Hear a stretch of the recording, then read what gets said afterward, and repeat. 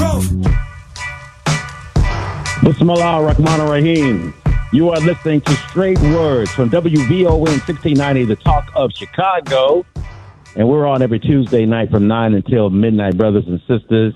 Welcome to the show. Let me give you the phone number right now so you can call in because we got a power-packed show. And I want you to get your questions in and get your conversation in. Join us at 773-591-1690. That's 773-591-1690. The host of the show, Brother Naba'a Richard Muhammad, is out tonight. He's resting and getting well and getting stronger every week, but he's taking some time out to just recuperate, listen to us on the radio at the crib. But, of course, his partner, Brother James G. Muhammad, the former editor-in-chief of the Final Call newspaper, is in the studio. Assalamu alaikum. How you doing, Brother James? Wa alaikum salam, Brother BJ, and to the listening audience. Bismillahirrahmanirrahim. I pray that you're doing well, my brother, and sending a shout-out to our big brother Naba'a, who is, like you said, resting up, and God willing, he will give us a call in, and we'll have some opportunity to check in with him. Yes, sir. Yes, sir. So we got a power-packed show, brothers and sisters, tonight. The first hour, this is the month of August, being the 9-year anniversary of the death of Mike Brown Jr. in Ferguson. We got Brother Anthony Shahid. I think Mike Brown Sr., the father of Mike Brown Jr., is going to be joining us. Also, in the next hour, we're going to be joined by journalist Eugene Puryear. He's going to break down what's happening in Niger. That's kind of been muffled in the news, but we're going to get the inside scoop on what's happening. And then Brother Lionel Muhammad, a brother in the FOI, Nation of Islam, who's going to be talking about how he's helping brothers that are incarcerated and what kind of support they need behind bars, Brother James G. Yes, sir. Well, Brother Lionel is a very knowledgeable brother on that topic, and he's actually in the studio. We're trying to get him mic'd up for later on. But, Power Pack Show. Well, we got, like you said, Brother Mike Brown's the anniversary of his slaying. And that's going to be very interesting. If you don't mind, though, brother, I'd like to, Brother BJ, just start off by just giving a little note about the greatest newspaper on the planet, the Final Call. Come on, newspaper. man, talk about it. I want everybody. Well, before we do that, let's get this started right, Brother BJ. How can they help Brother Naba'a in his effort to raise the level of consciousness of our community through this radio program? Well, of course, we love to get those donations, brothers, because this show is not free, brothers and sisters. This show is out of the love of the brotherhood, the sisterhood. We do this show from the love that we have for the community, and we wanted to produce a show that has some teeth in it for the black community that you can listen to, and we need your support. So Cash App, Straight Words, $ Straight Words, $ Straight Words on Cash App. On Zelle, Straight Words, the number 4 at gmail.com. That's Straight Words, the number 4 at gmail.com. And also that number, if it's easier for you to just put the number in, it's 312-480-9775 on Zelle. And PayPal, Straight Words, the number 4 at gmail.com. That's how you can support us. So send us your best donation. We appreciate, the brother sent us a donation today out of Charlotte. Brother Rahman. So we appreciate you, brother. Wonderful. And anything that you all can do. We've been having some powerful shows on with some riveting information, power-packed information that is informing you, the stuff you don't really know about is hidden. We're bringing it on top of the surface, Brother James G. Yeah. And as those who have been listening know, Brother Naba'a don't spare no words. He brings his sword when he comes in, and he takes no prisoners, and so that's why he calls the show Straight Words. But, brother, every Tuesday something happens in Chicago that resonates around the world, and that's the Final Call newspaper comes off the press, and I'm looking at a beautiful copy of this week's, and just want to give a little sample of what's inside this issue, produced by our wonderful team at the Final Call, our writers. We have designers, artists, etc. Every week they work very hard and diligently to produce as perfect a product as possible because of the respect we have for our community and readers. We don't want to just present anything. We want to present the best that we can. On the cover, it's Momentum After Montgomery. Of course, it's talking about what happened in Montgomery and the attack on our brother, who was trying to just make sure the boat could dock properly, and some folks on a boat that was blocking them got indignant and started attacking our brother, and then the cavalry came to the rescue. So that's the folding chairs came. The cavalry came, and they gonna keep coming. Matter of fact, when they say who let the dogs loose, it's who the cavalry is finally loose. So this is a new day in America for black folks, and as has been said, those who want to keep black folks down don't look too kindly on black folks defending themselves. So, and then we're coming up on, I guess it's the 60th anniversary of the March on Washington, in 1993. They're going to have we have an article because they're going to revisit that, I believe, in Washington as well, the anniversary of the march. So I'm wondering, does anybody have any thoughts on that? Call in 773-591-1690. What do you think about that even? We got articles about our health, students, or about our financial health. 62% of student loan borrowers say they're likely to boycott repayments, according to a poll that was taken.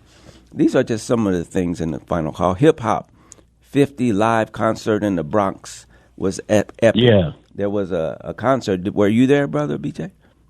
No, I watched some of it, man, and it was fantastic, bro. Okay, so you had all the hip-hop legends there.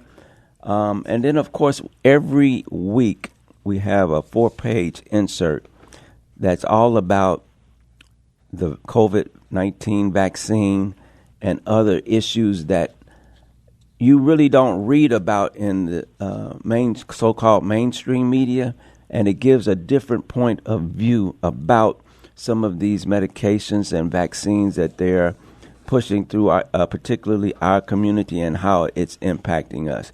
So get the final call. We got international news. Of course, we have news about our Nation of Islam, and the most important parts of our paper is the middle insert, where we have article by the Most Honorable Elijah Muhammad.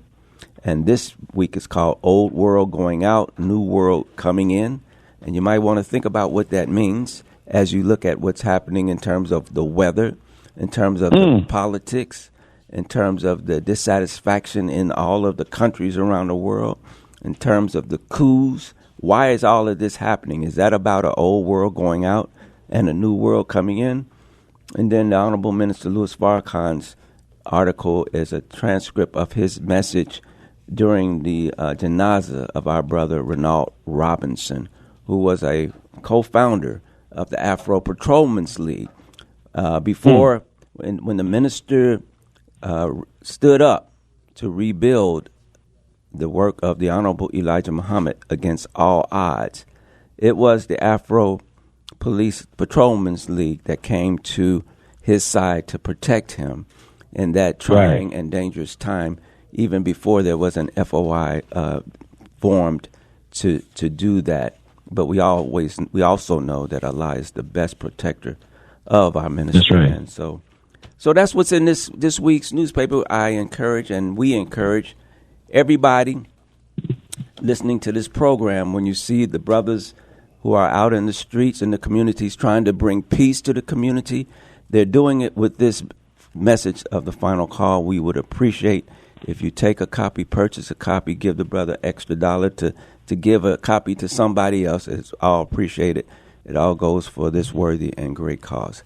So with that said, Brother BJ. Yes, sir. You were talking about that weather. The Honorable Minister Louis Farrakhan is always telling us to watch the weather. And what happened this past weekend, brother, was unprecedented when you saw a hurricane curve and hug the West Coast, and it destroyed Palm Springs. And, Palm Springs is where the wealthy, that's their playground. The devil's playground. And it went right up in there, brother, and just demolished it.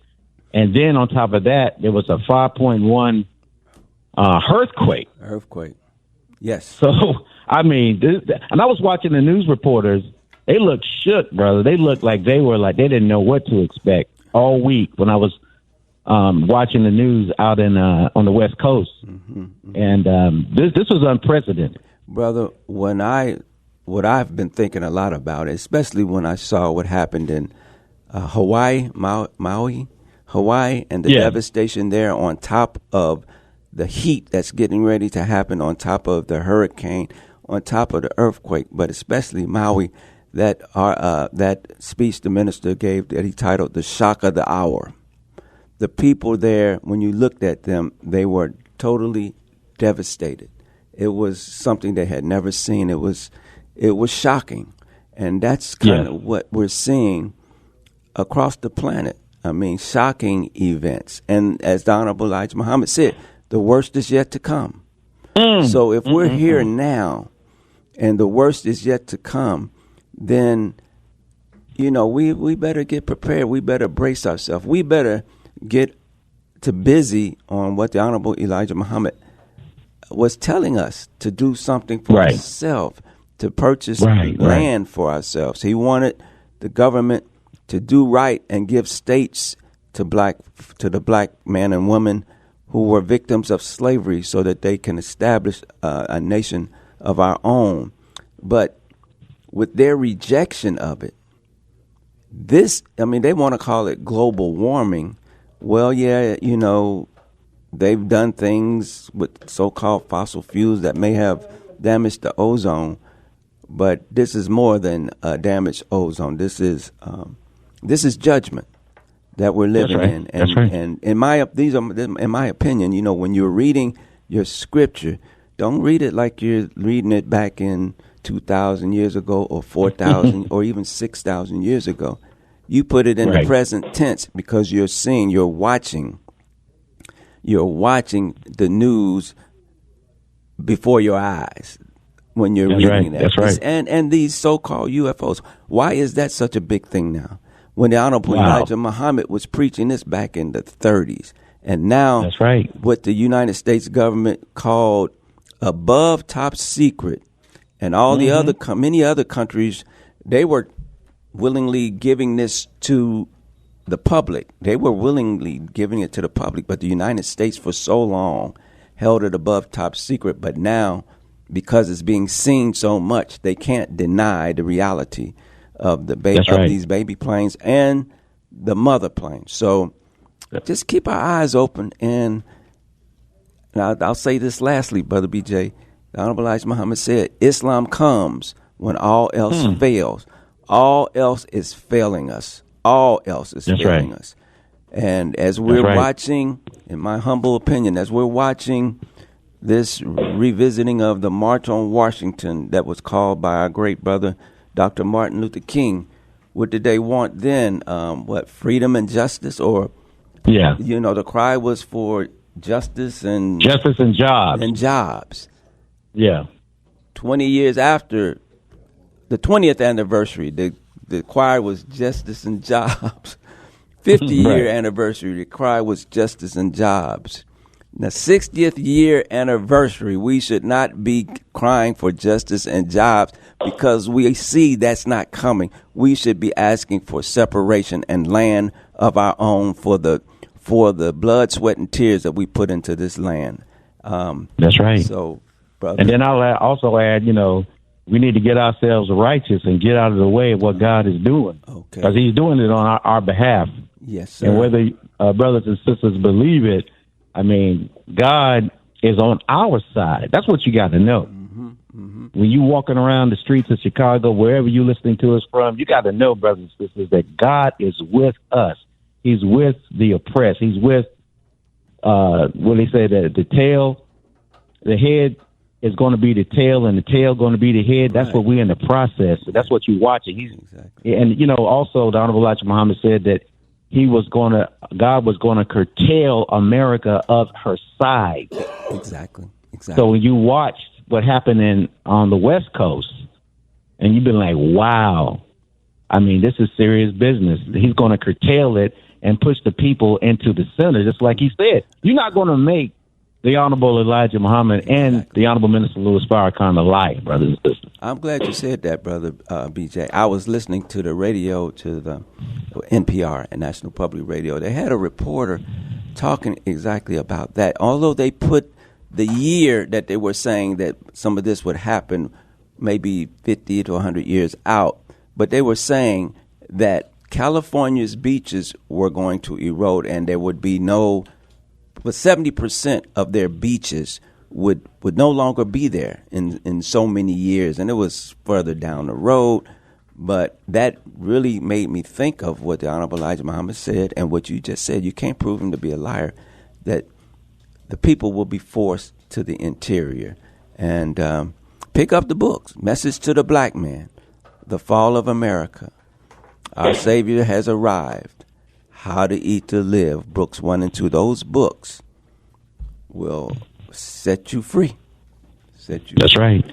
We're still waiting on our guest to call in, activist Brother Anthony Shahid out of St. Louis, and also Mike Brown Sr. are going to be joining us on the show today. Brother Naba'a Richard Muhammad, he's out tonight.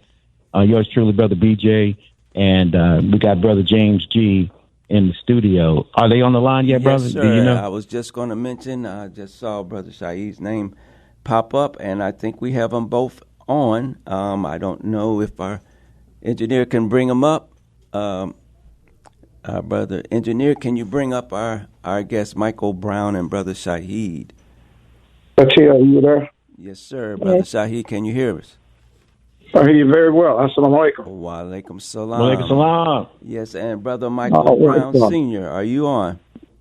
Yes, sir. Love and respect. Yes, sir. Peace to you, my brother.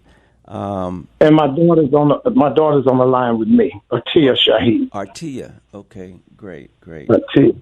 Okay, Artia. Flamethrower. Sir? That's my flame. Oh, okay. We'll call her. Okay, she keeps the flame on me. That's the only problem about that. Well, we know you got flame, so I'm scared now, man. You got the thrower. I'm scared. Yeah, I got my daughter on. So I am scared, man. So who all we got on so I be clear? Yes, sir. I was going to bring you up to speed. Brother Naba'a, unfortunately, could not be in. I'm sure he may call in. This is Brother James G. Muhammad, former editor. My dear brother Shahid. Oh, Brother James, yes, what's up? Alaikum salam, man. You act like you don't know nobody, bro. What's up? I ain't know who. Just because you got the flamethrower on, man, you don't have to pretend like you don't know me, man.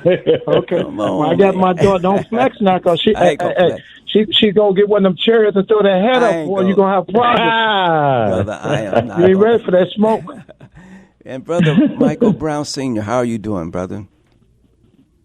I'm just taking it easy, taking it slow. Yes, sir. Well, God bless you and your family. Every day different, yes, Sir. I can imagine. I'm keeping it moving. Yes, sir.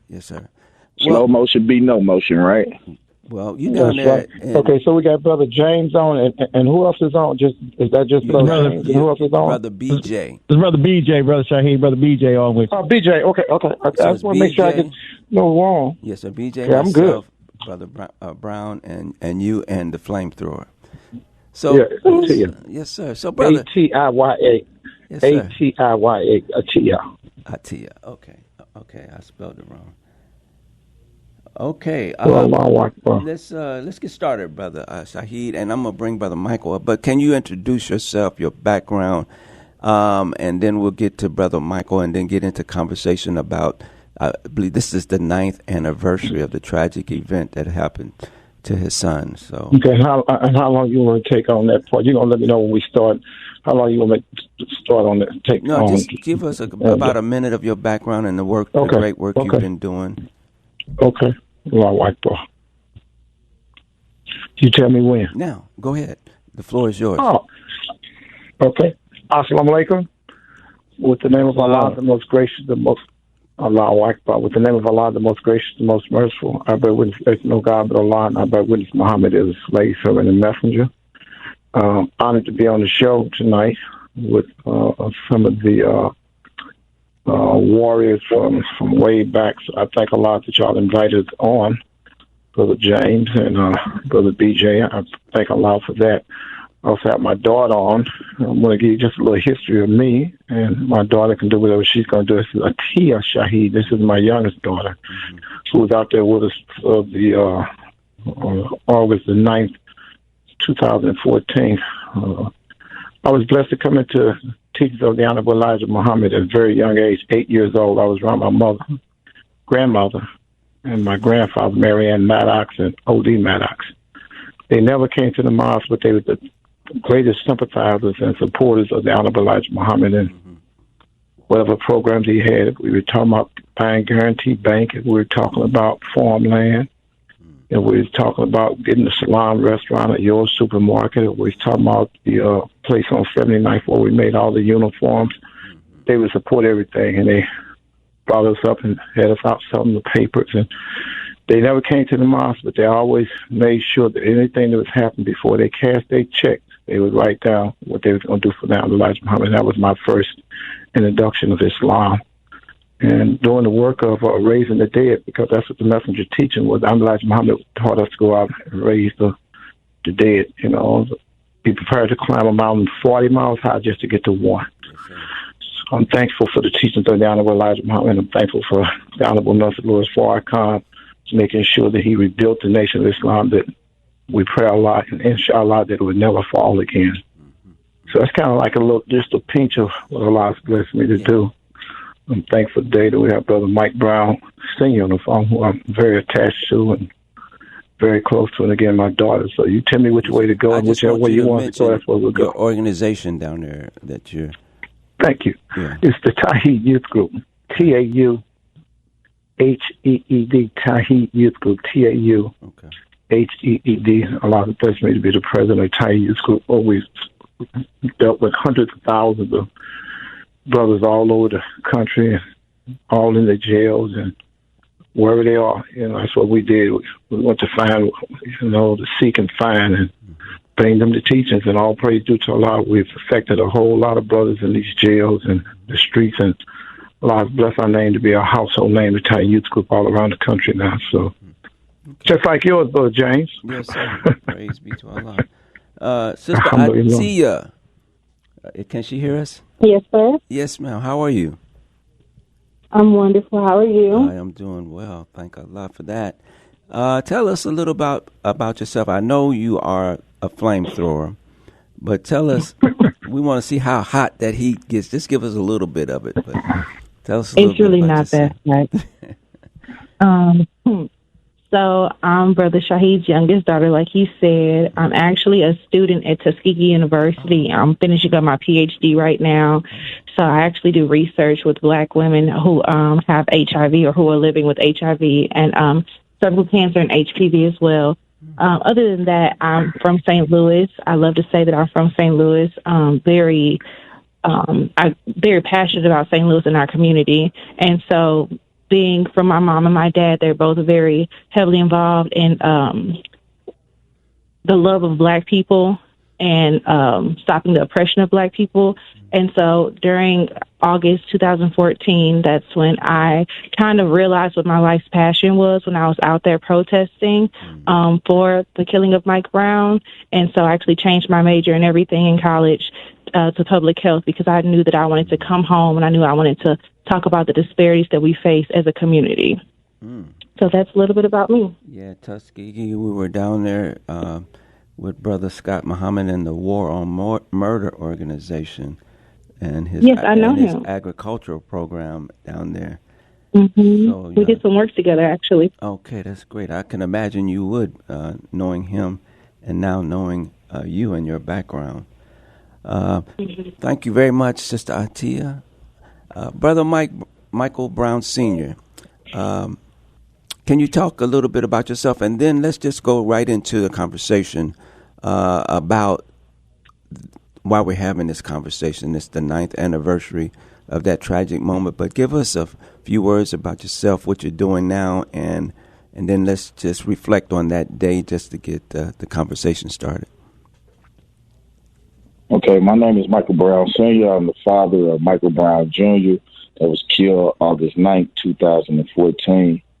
Ever since then, we just been boots on the ground. I have a foundation now. It's called the Michael Brown Sr. ChoseToChange.org, where you can see all our work we've been doing over the years and fight for justice for Mike Brown Jr. What's the name of your organization? Can you say that again? The Michael Brown Sr. ChoseToChange.org. Okay. Yeah. Okay. Yeah, that's where you can see everything that we've been doing over the years. Okay. And keeping up the fight, And this year, we had a gala, keynote speaker, Chairman Fred Hampton Jr. Oh, okay. It was a nice event. He gave us a lot of history on what happened with his father. Mm-hmm. And we actually honored educators this year. Two of the teachers was Mike teachers. One was a kindergarten teacher, and the other one was a high school teacher.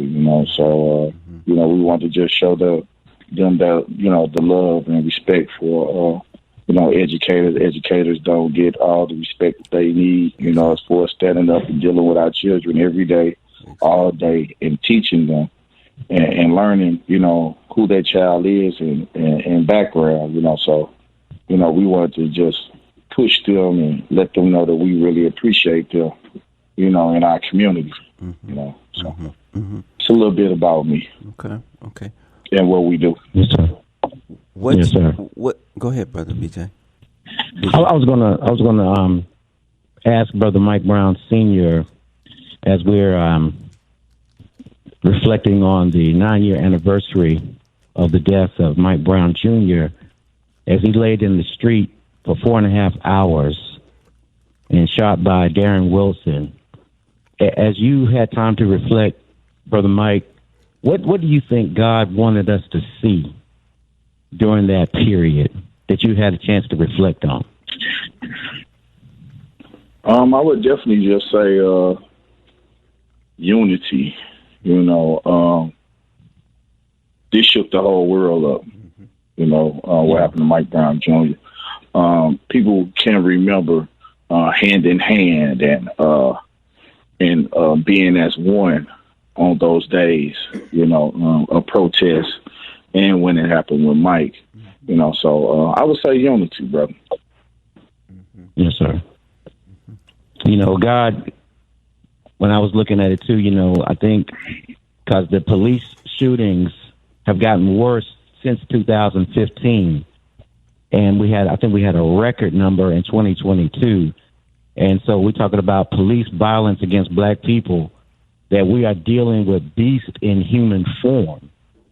And, the brothers and sisters in Ferguson, you all did a job that's never been seen before in Black America in the protest. And Brother Shahid, you were leading our people out on the street. Can you reflect on that time period and how things have changed from 2014 to now?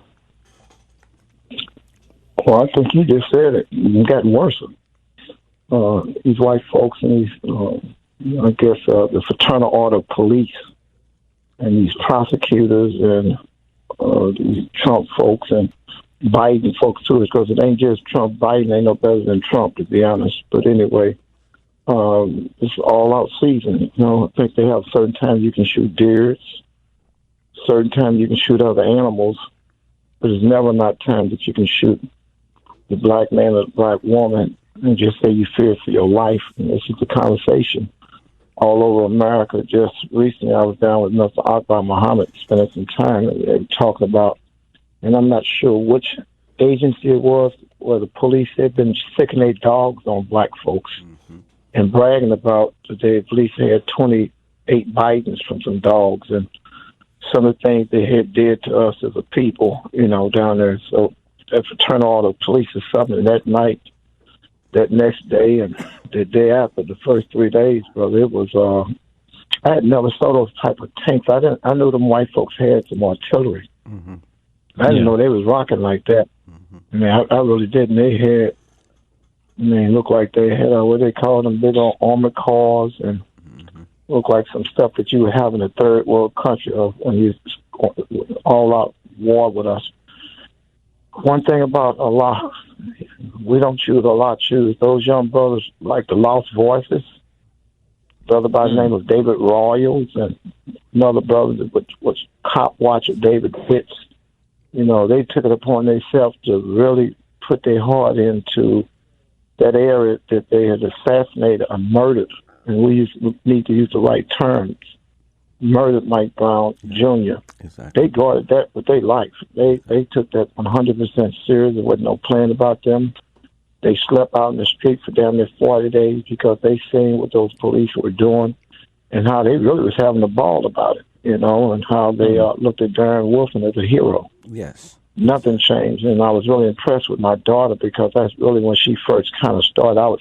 I really couldn't get focused because every time I turned around, she was there, but I wanted to make sure she was straight.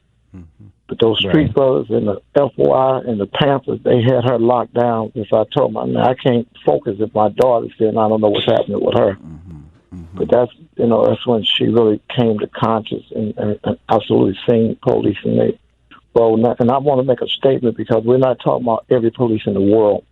There's some real decent police out here. So I just wanted to set that for the record. So whoever had a problem with every police in the world, that's on you. Right. I don't have a problem with every police in the world. I got a problem with every bad police in the world and every bad police that are doing like this one guy that I always talk about. His name is Jerry Lakeshaw. He was a lieutenant colonel in this area. Jerry Lakeshaw. And he put more drugs and dope and guns on black people than any one person that we know. And people like him, and there's other ones around here like that. Clarence Harmon's son named Steve Harmon. This was a black chief of police, but really he was a bootlicker. But his son had a bad habit of writing bad reports. Steve Harmon. Now he's somewhere smiling, skinning and grinning like it was okay, but he would get with those white folks, and they would write those reports knowing that they was lying, instead of them telling the white police, saying, man, you can't do this little brother like this. You can't put no gun and dope on him. He's going to get time. He's going to be in jail. He might face, just for a CCW, maybe 5 or 7 years, and then the dope charge, he might do 10 years. Still him saying that, he write the report the same way that they said what happened, which they were telling a damn lie. He write the report saying that that's exactly what was happening, you know, and by him being black, you know, it kind of made it like he was telling the truth. When Steve Harmon, he's still around in the city of St. Louis, straight boot-licking, butt-licking, buck-dancing, buck-jumping, butt-kissing, butt-sniffing, half-baked, half-fried, pumpkin-fried, sissy-fried, pasteurized, homogenized Negro is walking around the community. Now he's saying he's an attorney. Yeah, Steve Harmon. Steve Harmon, yeah. But y'all better jump in and say, because, you know, once I start letting loose. Man, go ahead. Yeah. Well, that's what's happening with these police. You know, they done got worse. They've been emboldened. You know, they're doing a lot of entrapment. You know, they setting brothers up. What they call free case them, knowing that if they can't catch them selling dope, they walk up to them and say, "What's this?" And you said, "I don't know." Well, you know now it's yours. No, it ain't, man. And just put the dope on them or put the guns on them. And that's a problem. So, like I said, we don't have a problem with police. Mm-hmm. We have a problem with bad police that are going out their way instead of them trying to have a relationship. Like a sister named Heather Taylor, she's a sergeant is there. She's no more a police officer, but she turned backwards flips to try to work for the rise of black people through the police department. Another brother here, he's Muslim. His name is Dennis Sharif.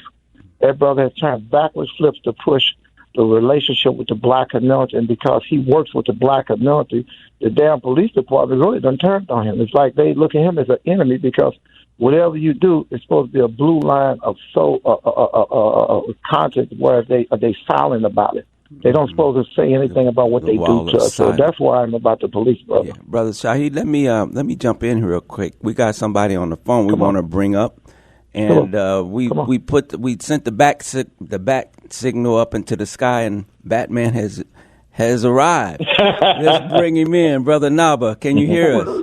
Naba'a in the house. Brother Naba'a in the house. What's up, you put the bat signal up and you saw it, right? Assalamu alaikum, brother. Wa alaikum salam. Wa alaikum salam, sir. Wow.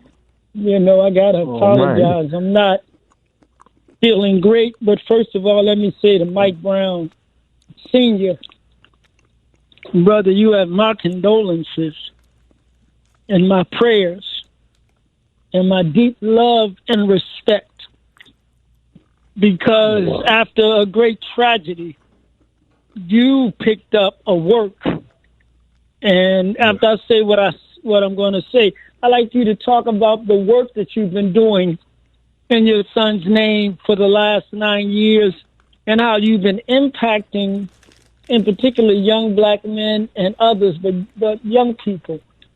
I reached out to Brother Anthony, and he brought in Brother Mike, because this thing in Ferguson was a rebellion. This is a revolt against oppression. Mm-hmm. And we can never let these things go where we just forget. So it's important for me that we remember. I was there, man. I don't know how long I was down there. But I tell you, brothers, I tell you, it was the little brother and sister out on the street. They wasn't necessarily part of no organization. Matter of fact, they formed their own little organizations on the spot, man. So nobody can take credit for that, except those people that went out there and literally put their lives on the line with the tear gas, with the flashbang grenades, with the quote unquote non-lethal weapons, and with the cops threatening to kill people out there, man. So this is, and I'm telling you, man, I really love Ferguson and St. Louis. There's something about that area that's really special to me, and I spent time down there. And I think Brother Mike did an excellent job of talking about the unity.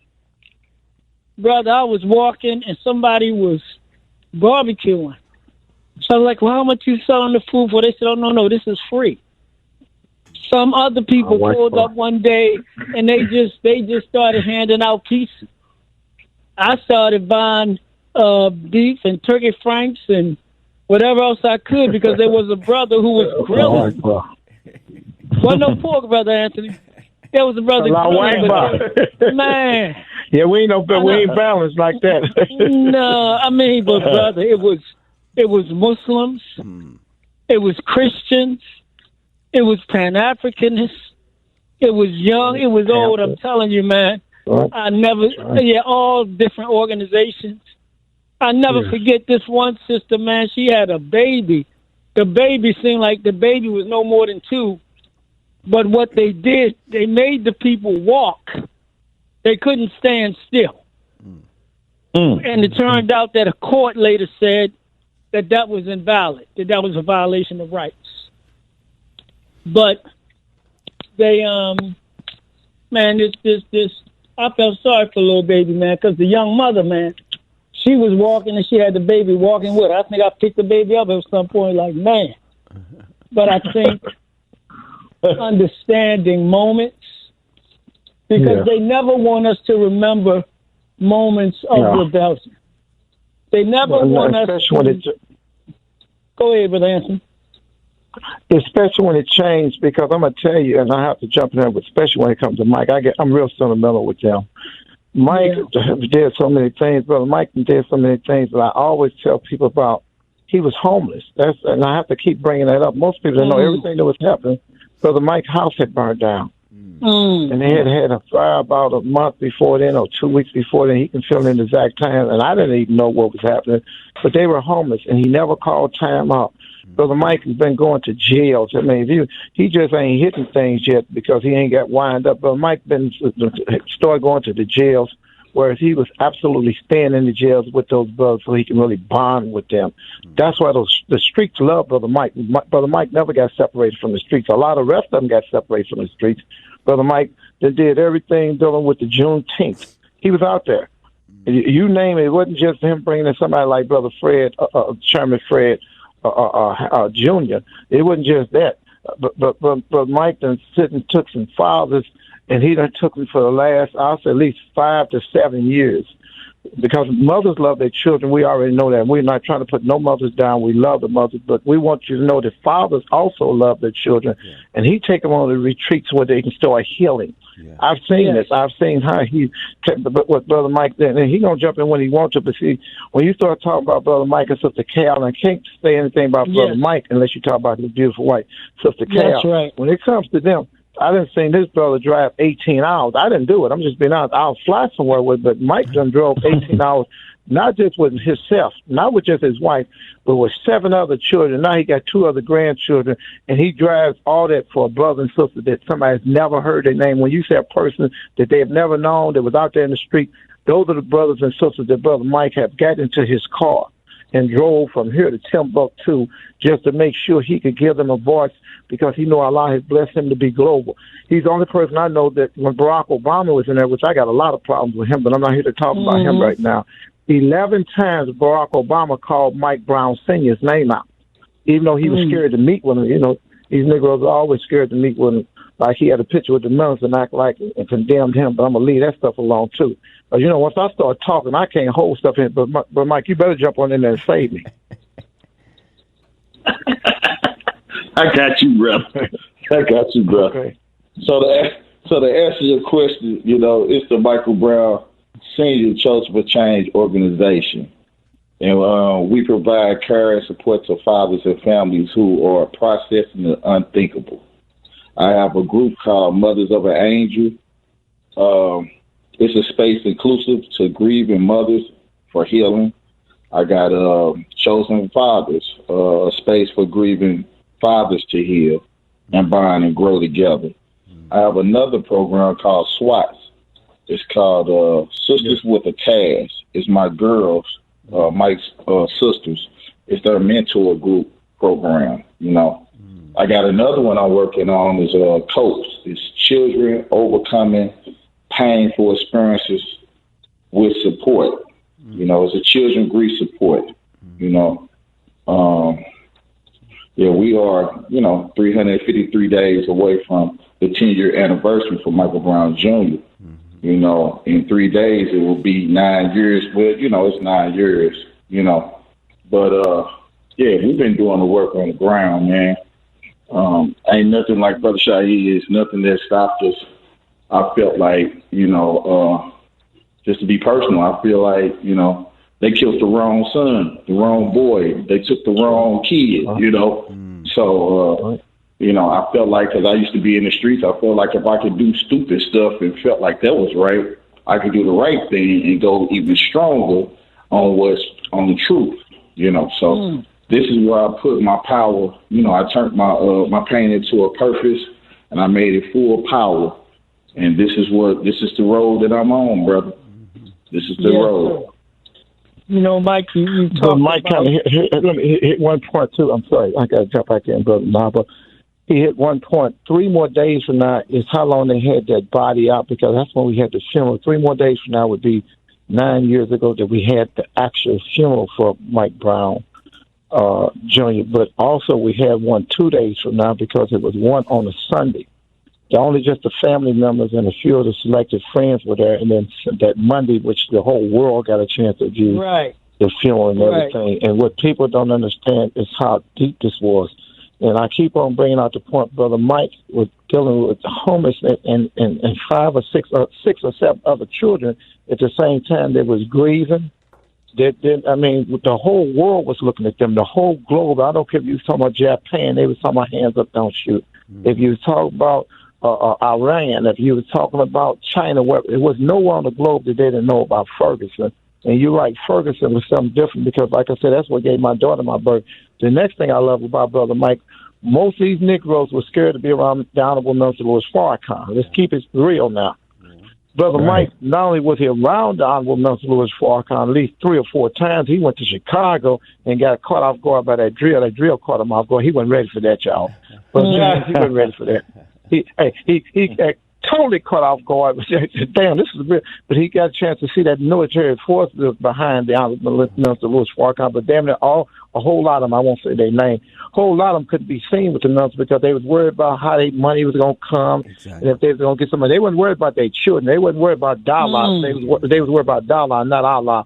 Instead of keeping their mind on what this brother said, none but the truth. I don't want to keep talking. I know Tia going to jump in there. She going to say, Dad, you brought me on the phone and then let me say nothing. So let me be quiet. Tia, you want to get in here now? I was going to just let him go. I was okay. What was it like out there, Tia, for you as a young girl, young lady at that time? Honestly, it was scary. So I think at that time I was like 19 or 20. Mm-hmm. And I remember, like, it's a core memory when I found out about Mike Brown Jr. I remember, like, everything. And I remember my mom was just so scared. And I was like, Mama, I have to do this because I would rather die for something I believe in than to just sit here and to act like this is okay. But, you know, it was scary. I remember one night me and a dear friend were walking to my car, and it was behind a bank. And they weren't, so like on the news, it seemed like we just weren't leaving. That's not what happened. They had kind of corralled us in. And so they weren't letting us leave.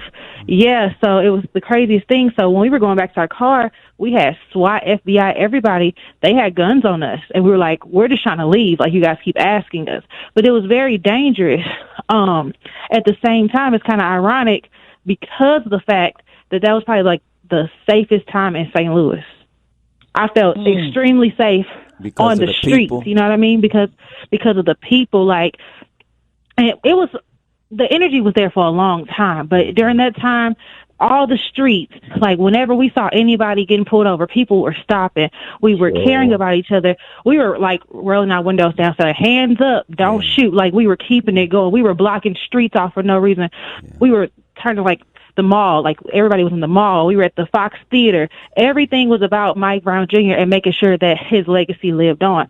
So it was the craziest time because it was scary, right? Because you saw a young man, a boy, right? Because he's not even a man, what they wanted to call him. You saw him laying in the street for 4.5 hours, right? And it was heartbreaking. But then you saw the community. And I always give St. Louis credit because I think that we're just a different breed of people. Because we had seen Trayvon before, we had seen Tamir, we had seen all these other babies get killed. But I feel like in St. Louis, we said no more. You know what I mean? We were really like, you have to kill all of us. You know, you have to take all of us because we're not letting this go. And to this day, most of us who are out there who see each other, we know it's only because of Mike Brown Jr. that we're out here. But we also know that it's our duty and our purpose to make sure that he's never forgotten and that time is never forgotten because this is not normal. And we have to stop normalizing police killing us and police brutality. Exactly. Is there one moment from that time that either a good experience or a bad experience that you remember from being out there? One moment, honestly, we have monks from like, I believe Thailand here. It's like to just see people who don't, like, they didn't talk at all. They were just there. And it was one of the most beautiful acts because we have people from all over the world just coming to Ferguson. And, you know, Ferguson is just, for us, it's just Ferguson. You know, it's not like, I don't know, like a place that we just are going to hang out, but we all knew where we were going to be. And to just see that, it was beautiful because you had people who didn't speak English, people who just wanted to come and pray with us, people who just wanted to come and stand, who wanted to just be present. So I thought that was beautiful. But then, of course, we saw times we were still seeing things out there. Like, one of the most heartbreaking things is, I'll say this and I'll end it, what they weren't showing on TV was when all of the looting was happening and everything, when they didn't show that it was us who was stopping it, but they also didn't show that it was the police who were standing right there letting them do it. So when those buildings were burning, they were standing there laughing. They were standing there watching it. They weren't trying to protect anything. They didn't care. Wow. And that was really heartbreaking to see because it made it seem like it was us and it wasn't. You just heard everybody stand by. Oh, go ahead. Folks, everybody stand by. Just stand by because this is a powerful conversation we're having with Mike Brown Sr., Brother Anthony Shahid, Sister Ati, you just heard her voice. Brother Naba'a, The bat signal was the crescent and the star signal was star went up. There you go. Thank you, brother. Thank you. The crescent and the star signal was dispatched over on the south side of Chicago, and he answered.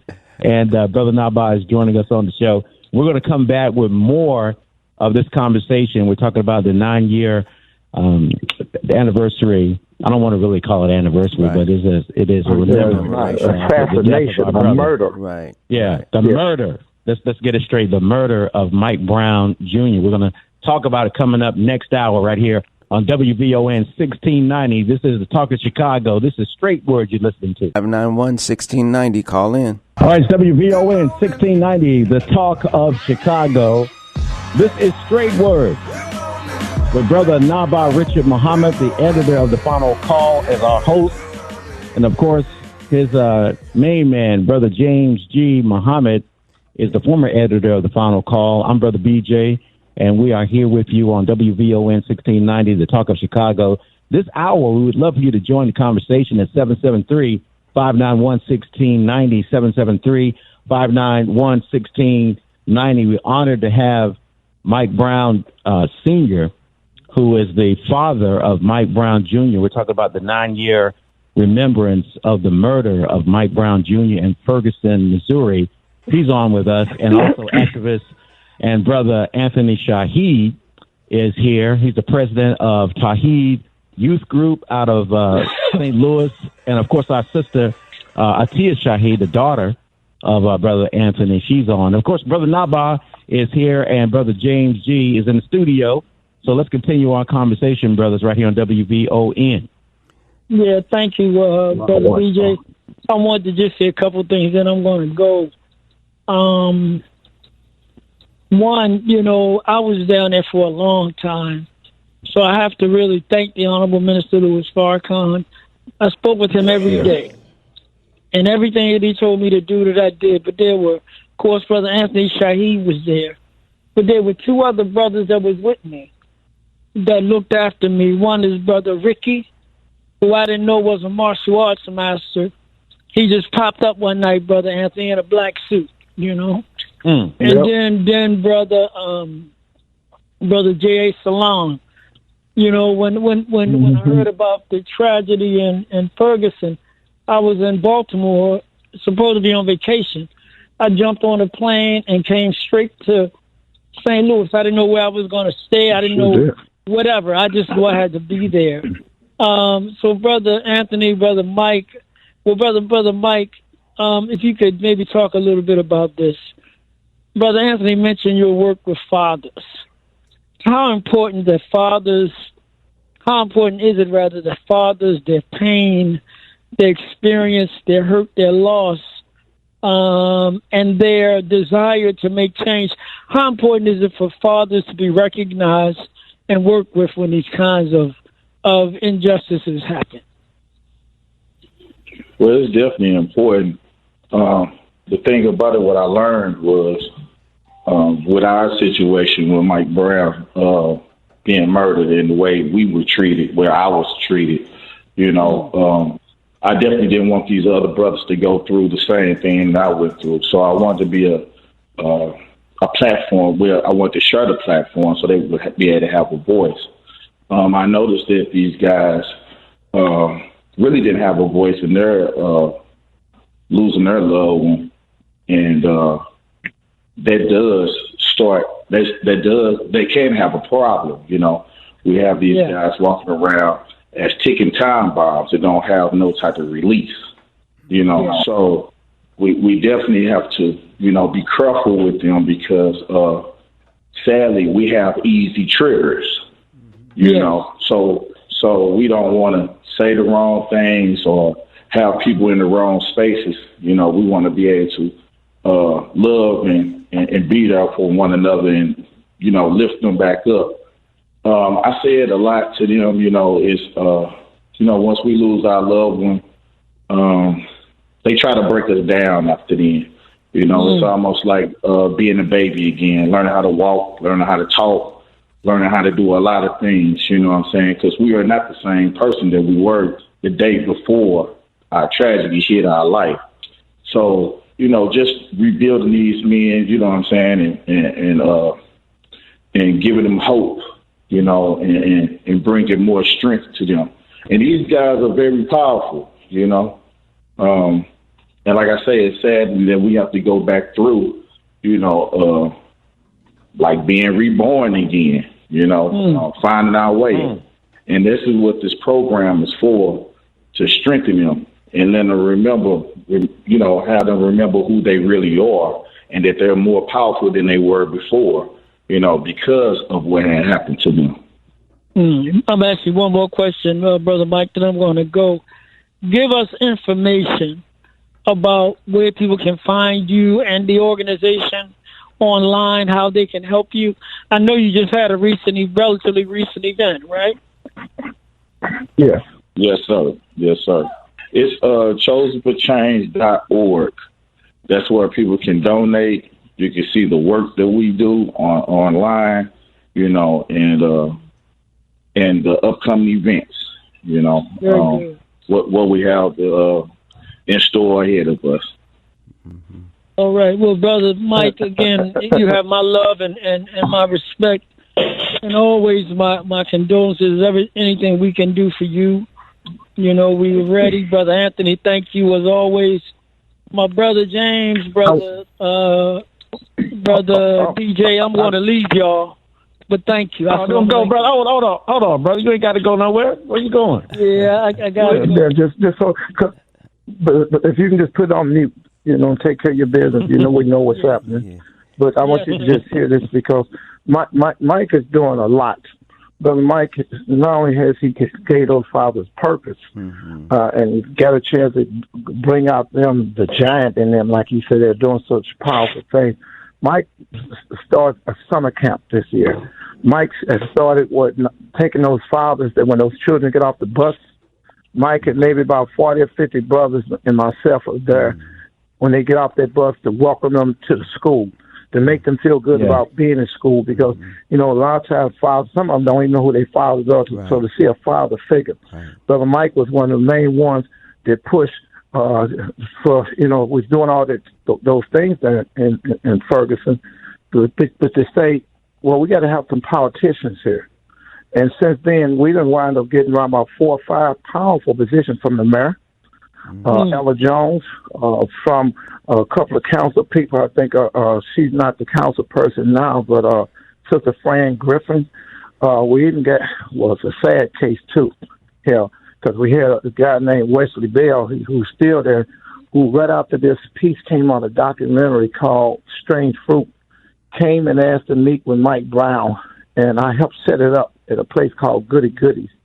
He got there and said he wanted to be a council person, because we said we need somebody to do something instead of just being protesting. We got to do that along with some other things. Mm-hmm. So we put him in office as an alderman or councilman or whatever they call it. Mm-hmm. And he wound up getting there, really didn't like what he was doing, but we just said we got to have somebody there. So then he said he wanted to run for prosecutor. This guy got in there as a prosecutor, and I want the 10-year anniversary or 10-year murder to make sure they clear on that. We don't want you to come in here and use us. He told Mike he was going to open up that case. His name is Wesley Bell. I want y'all to remember that name, Wesley Bell, because you always got some sellouts. He came to Goody Goody and told Mike Brown and his wife, Sister Carol, that he was going to open that case up. I sat there and I told Mike, and I didn't believe it. I knew then he was lying. I told Mike, and I said, I don't trust him. But because we didn't have nobody else, we gave him an opportunity. He lied worse than Trump and the rest of them devils of lying. I mean, just straight lied. And those are things we're asking people. Don't come in here and use this brother. There's a lot of people that made money off this brother's name, his children's name. This brother has suffered. This brother, for damn near 5 or 6 years, every penny that they had or scraped up, they were spending money out of their pockets. That's why they need to go on .org and donate and help Brother Mike. But what we don't want y'all to do, because the 10-year is going to be so big, we about 353 days away as we speak right now from the 10-year murder of Mike Brown Jr., and it's going to be so huge. We already know from the indications how huge it's going to be, but what we don't want people to do is come in front of them. If you're going to come and help him, but don't come and disrespect him and his family, going behind their back, setting up deals, because that's what these people are. They used to have a television show called Let's Make a Deal. Don't make no deals behind his back, because I'm going to tell you now, He can say what he wants to. If I find out y'all doing some stuff behind his back and making money, or you come in as a politician again and tell us a damn lie that you're going to do something, you don't do it, we're going to blast you. You're going to get blasted. Don't make it no secret. And I'm loud. I'm real loud.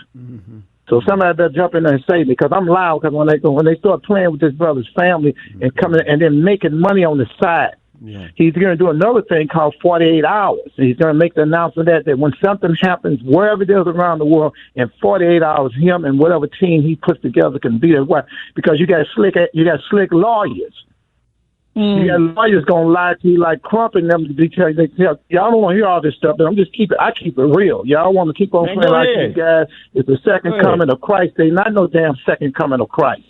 I'm just telling you. So Mike to come there so he can kind of show y'all what to do before time, because the first thing they tell you is what not to do so you can get some money. We're not worried about no money. We're worried about. But Mike, you better jump on in there when you got a chance. Because I'm telling you, I'm going to let loose. Yeah. Well, we feel the passion. That's true. We sure feel the passion, Brother Shahid. All right, brothers, I'm a leave y'all, but thank you. Assalamu alaikum. Okay, wa alaikum salam, man. Brother Naba'a. I love Brother Naba'a. That brother was out there working. He really was. Yeah. He worked from sun up to sundown out there. He came in and got on. It was raining one day, and he put the FOI in rank where they all was like a shoulder to shoulder and arms together and walked to protect his family in the rain. Brother Naba'a did that. I'll never forget that. Yes, sir. And I love it, brother. Wow. We praying for him too. We praying for him. But y'all hear jumping. They called like military out there too, didn't they? On our brothers and sisters out there, they had military vehicles. That's what I'm talking about. I didn't even know they had that kind of armory. I didn't even know they had that kind of stuff. I used to see stuff like that on TV, but man, when you see it for real, like my daughter said, it was a good time, but it was a scary time. But the blessing was, Allah chose that time, and I'm Elijah Muhammad, the most honorable Elijah Muhammad. He said his teaching wasn't for cowards, and Allah bless. I like to give a shout out to Brother James Muhammad, who was out there with us. I'm talking about you, Brother James, in spirit, but I'm talking about the brother named James Muhammad that was right here in the city of St. Louis. I want to give a shout out to Brother Juma Muhammad. It was brothers that walked right with me, so I didn't have to worry about them, because whichever way I turned, it was brothers that I trusted was out there, because them people, they really want the peace of me while I was out there. I want to give a shout out to Brother Imam Jihad, because those brothers out there, brothers from the Lost Voices, they were out there, brothers and sisters like David Wall and David Witt, and a whole lot of them. I can't think of those names. Sister Melissa McKinney. I mean, there was sisters and brothers that was out there that was fighting for black people. A lot of them now have popped up. I don't know where they come up at. All of a sudden, they was the leaders out there, and I don't even remember seeing them. Then they brought the most slick pastors out there, to try to dumb things down and quiet things down and all that stuff there. When he said this was a rebellion, black people were tired, and they said sick and tired, as Fannie Lou Hamer used to say, sick and tired of being tired of how they was dealing with, and this was like the last straw that broke the camel back. Yeah, I want to bring the flamethrower back in since you mentioned her name. Is Atia still with us? Tia, did you hang up? It seemed like she texted me. Tia. Oh, okay. Yeah, okay. Well, she might be gone. She's doing with school and everything. But, okay. Yeah, she was out there. But Brother Mike, for this 10-year piece, I don't know what all he wanted to give out, but all I'm saying to you is that we need your support. This family needs your support. All we're saying is support us and don't backstab us. Right. There used to be a song called The Backstabbers. Yeah. They smiling in your face, and all the time they want to take your place. It was a lot of brothers and sisters. Well, I don't even call them brothers and sisters. There's a lot of slicksters that made a lot of money on this brother's son. And that's a damn shame that you would go behind a person's back. And we done found out some of their name.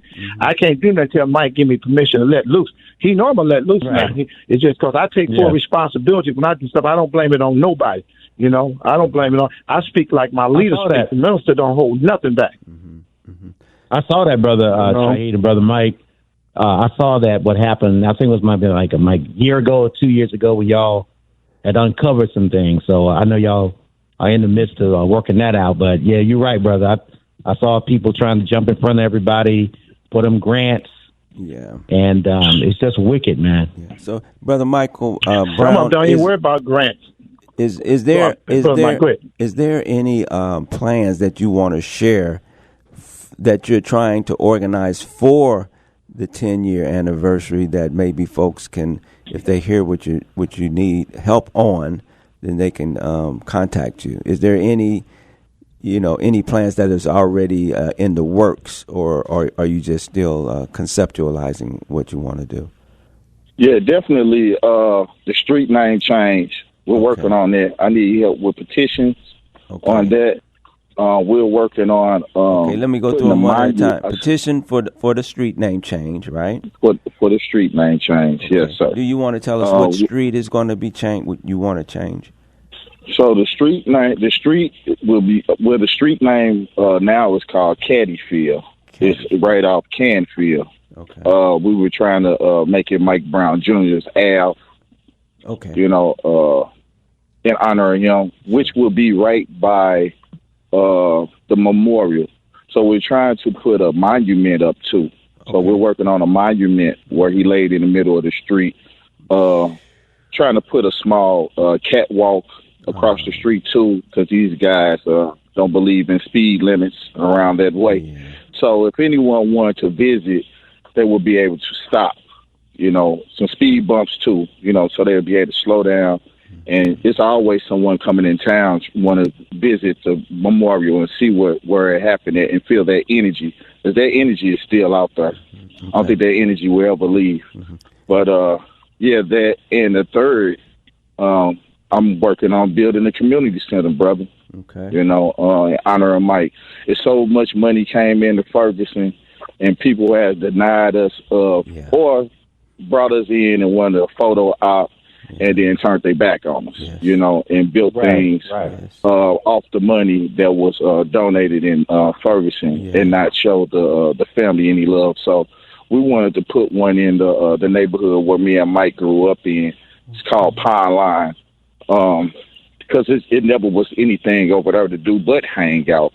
So we wanted to rebuild that neighborhood back up by putting the community center in that location. Mm-hmm. So the street name, the monument on ground zero where he laid in the middle of the street and the community center. Those are the three things that we're working on. And they can reach you through, is it chosenforchange.org? If they went there, is that how they could reach you, or do you want to put a number out or anything? Or is it just the Chosen for Change? That's the information. I got a telephone number, Brother Mike. It's a telephone number, Brother Mike. It's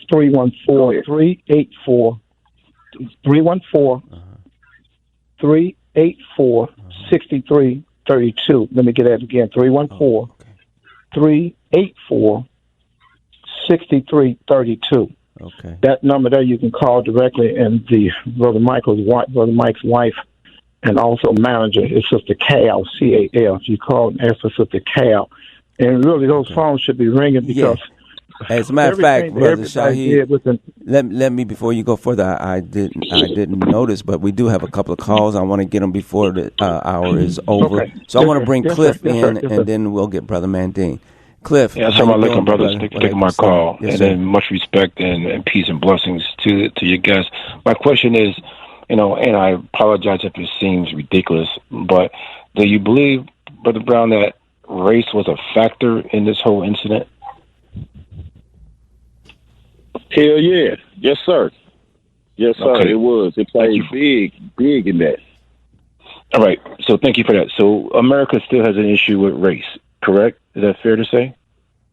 Yes, sir.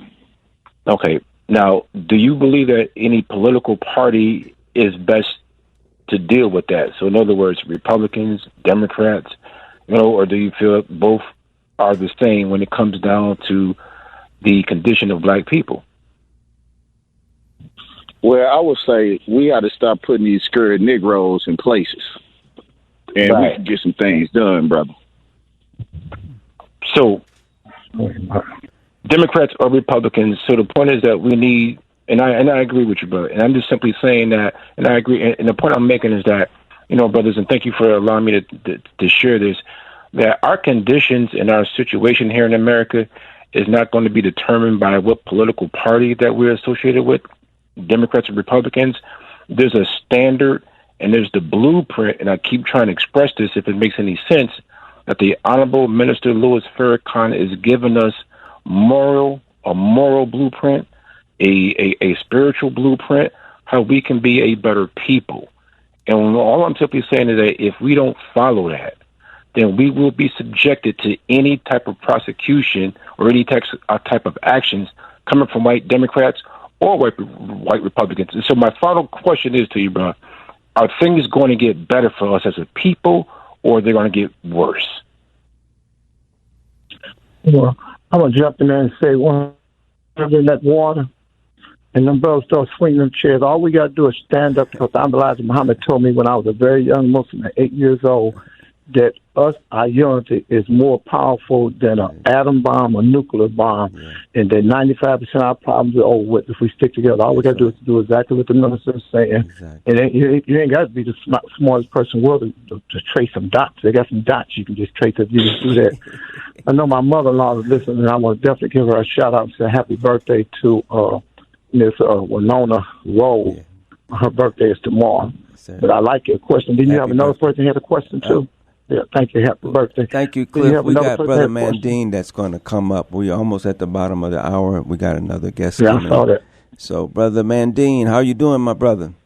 Fine. Assalamu alaikum, Brother James, Brother BJ, man. And Brother Anthony, and, of course, Mr. Mike Brown Sr. Just two things. I just wanted to get your thoughts, and I knew you all kind of alluded to it when you were talking about, the people who come in and take advantage of the situation, benefiting. And I know they had ran some of the well-known preachers out of there during that time. And I don't, the real significance and the momentum movement of what happened in Ferguson, is the real story has yet to be told. But two things I want you to touch on, both of you, Mr. Brown Sr. and Brother Anthony, if you can, your thoughts on how the so-called Black Lives Matter movement from Ferguson, and also talk about how a lot of the activists down there that were involved, some of them had turned up dead after that time, like the brother Darren, I can't think of his last name. Darren Sills. His mother just passed. She just passed just a few days ago, so we want to send our condolences out to them publicly. Yes. I'll let Brother Mike cover, because I don't think we got no more than a minute, so Brother Mike is, all I want you to do is... I'll listen. Thank you, brothers. Thank you, Brother Mandine. Well, I would say, with the Black Lives Matter movement, when you go down their website, it's LGB and all that stuff. But when they start putting black bodies on there, when they start putting black children, black men, on their website, they begin to gain money and momentum on something that wasn't their mission, So what they did was they tried to gain and do a little work, and sadly, me and Tory Russell, shout out to Tory Russell on this one, we called them out for $20 million a few years ago for the protests and for the family and for the members of Ferguson. And we got a response on it from Patrice. Patrice has stepped down and no longer is with Black Lives Matter. I am at the table talking to her personally, but she's working on helping me with this community center in honor of Mike. Sadly, she met with Mike's mother, but she never met me, So with her, only her, she has tried to try to get us to regain trust, and she's been trying to do work with us behind the scenes because she wants to do a publicly apology for the misunderstanding and the things that has been done, and we're working on a time for that. Your other question with the protests and people that lost their lives in this, Darren Seals, it's a couple of more, it's a bunch of more of these guys that stood up and stood strong, and were powerful, and I miss Darren Seals, but he was a stand-up guy, There was a lot of people that came up missing, came up dead, jail from the, and jailed. Yeah. We got a young guy that was young, 14 years old, got 8 years for a bag of chips that was on fire at a protest. And this guy still hasn't made it home yet. They're still trying to manipulate the system, keep him jammed up, keep him in a hole away from family and stuff like that. And it's a lot, brother. It's a lot that's going on that the work that we have to, because a lot of people, they do come to the family, they do seek out to the family because, they feel like, we stood up for you. What's up, Mike? Can you help us out? And I feel like that's my duty. I have to make sure these guys are okay, or help out with these burials. With these burials of these fallen soldiers. So. Yeah, yes, thank you, brother Mike. If I can jump in, Mike, and just real quick, that's why they have to go. They got to support him and go online and support, because he can't do that out of his pocket and keep trying to do that. You have to go to chosenforchange.org. Chosen, CHOSEN. And don't be Wesley Bell, and don't sell us out like Wesley Bell. Don't sell us out, please. Love you. Love you too, Brother Shahid Muhammad of the Tawhid Youth Group. Our big brother Mike Brown Sr., the father of Mike Brown Jr., who was murdered, and still that officer who shot him is walking around, even though those freedom fighters who was helping Mike Brown Sr. are no longer with us. So figure that out. Atiya, Sister Fire Thrower Shahid, Tuskegee, PhD. Thank you, BJ. Yes, sir. May God bless you all. Y'all take care. Thank you all. Happy birthday, love y'all, brother. Ron, yes. Happy birthday. Yeah, Assalamu alaikum. Wa alaikum salam. Alaikum salam, sir. BJ, we got our next all right, brother, guest. We're going into our next segment here. Everybody wants to know what's going on in Niger. And, of course, they got a coup going on over there. And I was just reading something about the African Union on today. They suspended Niger from all its institutions and activities until the effective restoration of the constitutional order is back in place. And, of course, Brother Eugene Puryear, who's a journalist, he's always on top of what's going on in the motherland. And assalamu alaikum to you, Brother Eugene. How you doing, sir? Peace, brothers. I'm doing very well, thank you. I really appreciate the opportunity to be on, as always. Brother, go ahead and just tell us what's going on. They're trying to, keep this hidden from everybody, but what's going on in Niger? Yeah, they're always trying to muddy the waters on all these issues. I think if I was to sum it up in one sentence, what's happening in Niger is basically you have a group of young, poor, dispossessed African people who are tired of being young, poor, dispossessed, and don't want to live in another 2 generations of neocolonialism, are rising up, and some of the people in the military are helping them. And because other countries in the region fear their leadership, that they could be next, there are some West African countries who are trying to take Niger out. So that's the basic status quo. And, of course, you have France, to a large degree, other countries of the European Union heavily supporting this idea of sanctioning Niger, which has already happened from the other West African states, or at least the majority of them, and also possibly talking about assisting in some sort of invasion. So there is a standoff happening between Niger as a country, but also Burkina Faso, which is right next to Niger. We're talking in the Sahel, so, sort of just south of the Sahara, North Central Africa. Burkina Faso, Mali are also standing with Niger, as is Guinea, and they all have had similar sorts of military transitions. So this is where I think they try to confuse people is, in a way, it is a military coup, but they hide the fact that the only way you can have these elements of the military and some elements of the political elite feel that they can take a step like this is because they know they will be getting significant support from the masses of people. So we've seen huge demonstrations, tens of thousands of people happening almost every day in the capital of Niger in support of what's taking place. And a lot of them are taking place at the French embassy, French bases, and demanding that all ties be cut with France and that, the country start to turn itself in a different direction. The trade unions of the country have come out and are supporting them. And so ultimately you have a combination of factors that are taking place. But the basic underlying point of view here is you have in Africa, in the continent, the youngest continent that there is, a growing consciousness really in every part of the continent that amongst the young people, the majority of people, that they don't want to live like their parents, they don't want to live like their grandparents. They want to finally stand up, and they want Africa to be lifted, out of this 500 years of humiliation, colonialism and neocolonialism. And it's breaking out in all sorts of different ways with a lot of different contradictions. But this particular one, is happening over and over again in similar countries in the same space because there is the presence of France, which is such an in-your-face form of neocolonialism that it's almost colonialism.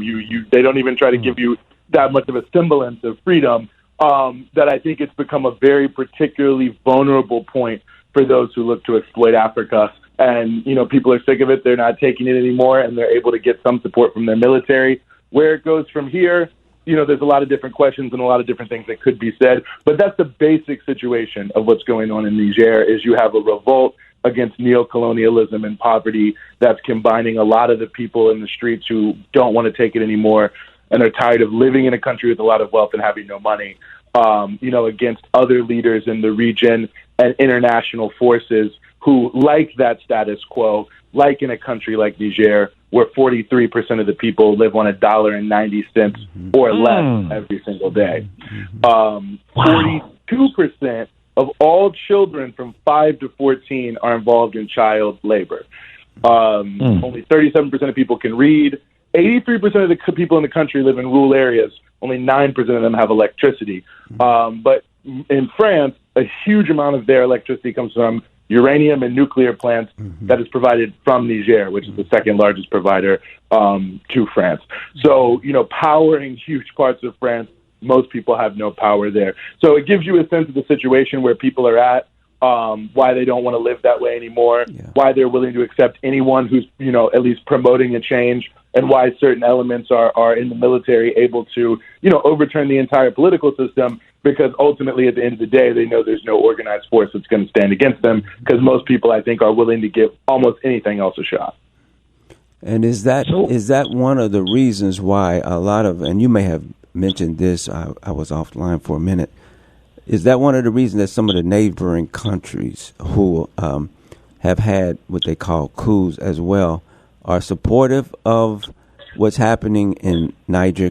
Or is that, am I accurate on that? If you can talk a little bit about the region there and why it seems to be so much support for this.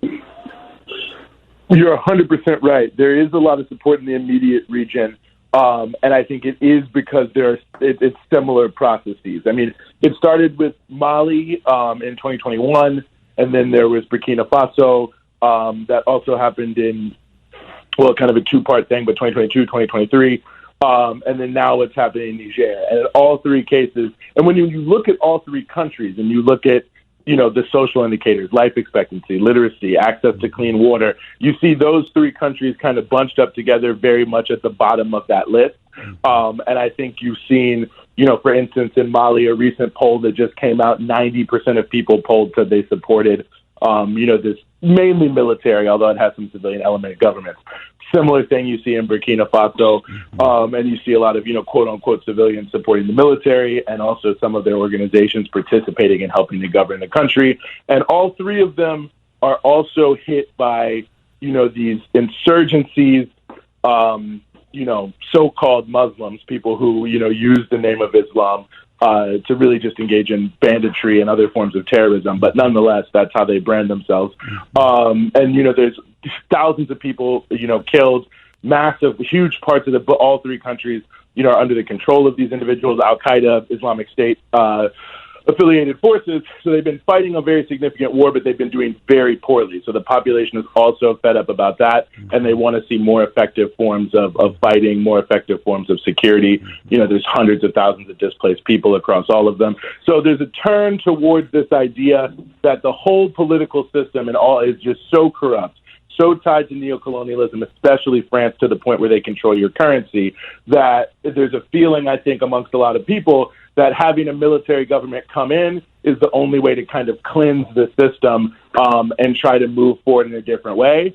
I think, obviously, we'll have to see, but I think there are some interesting and encouraging signs, in some of these countries. You look at Burkina Faso trying to get more control of their gold industry. You look at Mali raising the rates of royalties on the minerals they're exporting and trying to do more textiles with the cotton that they're growing. You can see Guinea, as well, renegotiating a deal at the world's largest iron mine that is going to build a brand new railroad to the sea at no cost to them. And also, since they don't have a lot of big ships, it'll boost Nigeria because they'll load the iron ore onto the small ships, take it to the brand new Lekki port, which is a huge new port just built in Lagos in Nigeria, and then put it on the big ships and take it to Asia, where most of it's going to be used. So it should boost Guinea and Nigeria in the context of it. So you can see that most of these governments are trying to show some level of responsiveness to the basic motive force of the whole thing, is that people are just, not going to live there. I mean, the government in Niger that was just kicked out,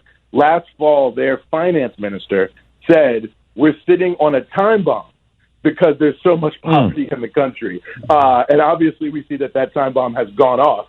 They perhaps were hoping that they had a little bit longer, but they don't. And I think these neighboring West African countries that are against what's happening there, I mean, this is what they're openly saying. They're basically saying it could be a domino effect because they're wondering, are they next? Because their countries are also in a very similar position where they're putting out a lot of wealth, but it's not really staying in the country and it's not benefiting people. And if it seems like you can do it in Mali, Burkina Faso, Niger, and Guinea, I think they're worried people might start to say, well, why not there too? Mm-hmm. So in your mind, two quick questions. Is this a real deal in terms of trying to make, is the coup in Niger the real deal in terms of forces that really want to bring change? Because once you, as we've seen in other so-called coups, once they get in power, they may have come in with good intentions, but the power sometimes, power corrupts, and absolute power corrupts absolutely. So is this real? And then when you start chipping away at the pockets of these national corporations and these Western countries, then they also come in to destabilize you or make you change your views. Can you talk a little bit about those two things? Absolutely. And I think two great questions. And as to the first, I think jury's still out. I mean, I think that this one is new enough. Let's see. But I don't want to rule out that, there could be some opportunism here on the part of the military there. I mean, most of these people were working with France and these other countries just yesterday. So not that you can't change your mind, but at the same token, I think, we have to see how it develops. And some of it, I think, will depend on how these countries ultimately treat them. Do they alienate them more and force them to have to rely more on the people, which will force them to actually make more real change? I think when you look at Burkina Faso, which, has had a few years of a similar process, I think there are some very hopeful signs, that they're trying to address some of the things around not just mineral extraction, but, worker safety, mechanizing the process, different things like that to move up the value chain. Mali, same thing. So I think there's some encouraging signs, but I do think that, in a way, it's still a struggle. This is still, I would say, probably most of these a step one process. Mm-hmm. It's dealing with some of the basic things that have to be addressed. I think if you really want to say how does Africa break away from poverty and marginalization, being at the bottom of the global economic chain, it has to start to some degree with addressing these neo-colonial relationships, even rhetorically, and taking small steps in the opposite direction. Yeah. But I still think there are a lot of struggles in all these countries to really fully change the direction. So I think it's an ongoing process. And I do think the challenge of that speaks to the second question, is that since things are a process and unfold over time, it does give those who don't want to see those changes a lot of opportunity to try to derail them. I think we've already seen, for instance, the EU envoy to the region, the Sahel region. I mean, she was openly saying that one of the good things about the sanctions that they need to continue is that medicines, food, fuel, power were getting scarce. So that basically the fact that the country is being turned into a human rights disaster is a good thing. So that kind of brute force power, I think, is being used short of an invasion, but still very potent. But I also think from the point of view of agents, I mean, Bazoum himself, the former president, has called on France and the United States to restore him to power, which certainly says something. And I think there's a lot, there's still 1,100 American troops and a giant drone base that's there. There's still, at least a few hundred French troops. So they certainly would have some level of capability to try to pull off a counter coup or at least to try to plant agents. So I think it's a dangerous moment for Africa, but I think, in the sort of double-edged sword element, a hopeful moment because there's an opportunity, I think, especially because the changes in the world situation where you have more powers that you can work with, for Africa to really come up. But of course, when the whole existence of Europe and America is predicated on the total exploitation of Africa, they're going to work very hard to prevent that. So, how do you both carry out a process that must happen over time while also maintaining its integrity? Tough question. And of course, a lot of revolutionary movements, as you mentioned, have gotten tripped up on that one. Yeah. And BJ, if you don't mind, I'll ask one more question. The whole, I guess you call it the geopolitical landscape with the West and the China-Russia aspect of it. Does that play at all? Are those two forces vying for influence in these coups? And if so, we already know the Western approach is not going to be to the advantage of the continent or of those countries. If so, is the China-Russia influence, is that happening, number one? And if so, would that be an advantage for them? And three, is there any implications of this whole BRICS movement that might impact some of what's going on there? Yes, definitely impacts. These countries are definitely influential, and the sort of BRICS summit happening right now, I suspect they're talking about this on the sidelines. I mean, I'd say the basic thing, and the China issue really goes back to even really the year 2000, the past, let's say, 23, 25 years.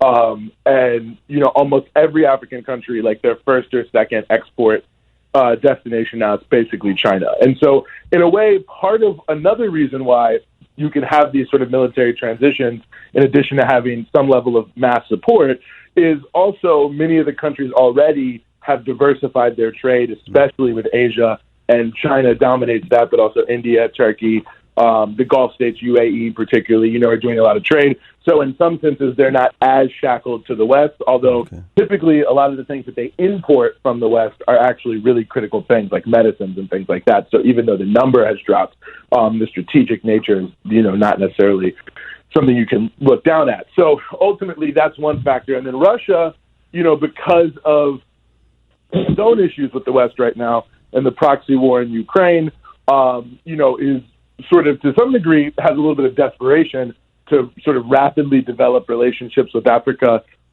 in order to break its own isolation. And so you can see the discourse between Mali and Burkina Faso especially, but also some other, about maybe 12 other countries on the African continent, actually working closer with Russia despite all of the negativity coming from the United States and Europe, because they see an opportunity to extract better terms in the relationship, because ultimately, there's more of a need on the Russian side as well as the African side. And so it might have strategic possibilities to it. And I think what, when you talk to people on the continent who are working in a governmental capacity, I think what many African nations hope is that they can kind of leverage this against the U.S. and Europe and kind of play both sides off against the middle and, hopefully get the best of it all. Now, that being said, let's see how possible that is, because the challenge of it is, it's not a zero-sum. It is a zero-sum game.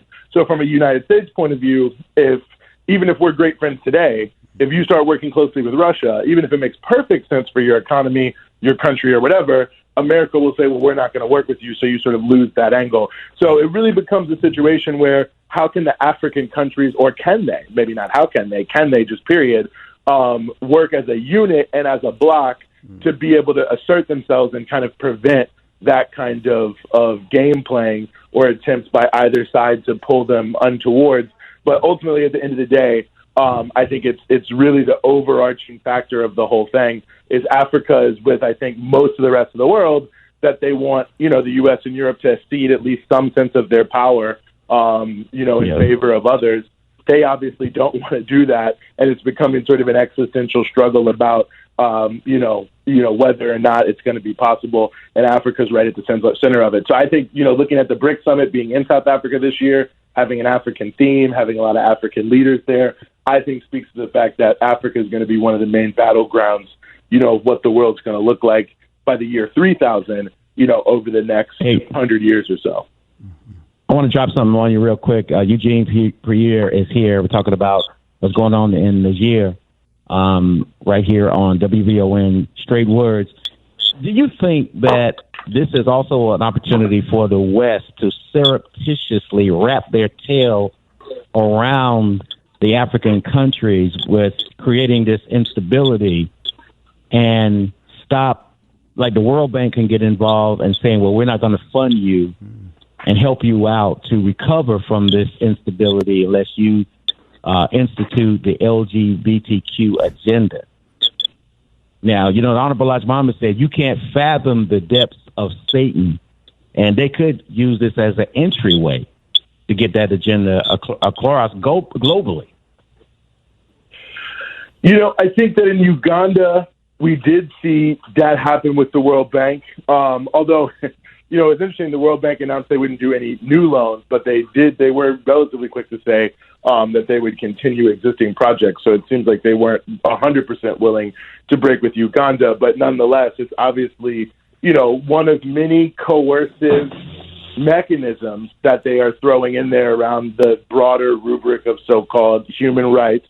And I do absolutely think that the U.S. is using many different types of ways to try to coerce African nations to act a certain way, mainly trying to restrict their access to markets and to money. I mean, the IMF, the World Bank, there's also like the U.S. program, AGOA, that is sort of like gives you, essentially tax-free access to U.S. markets that a lot of African countries use.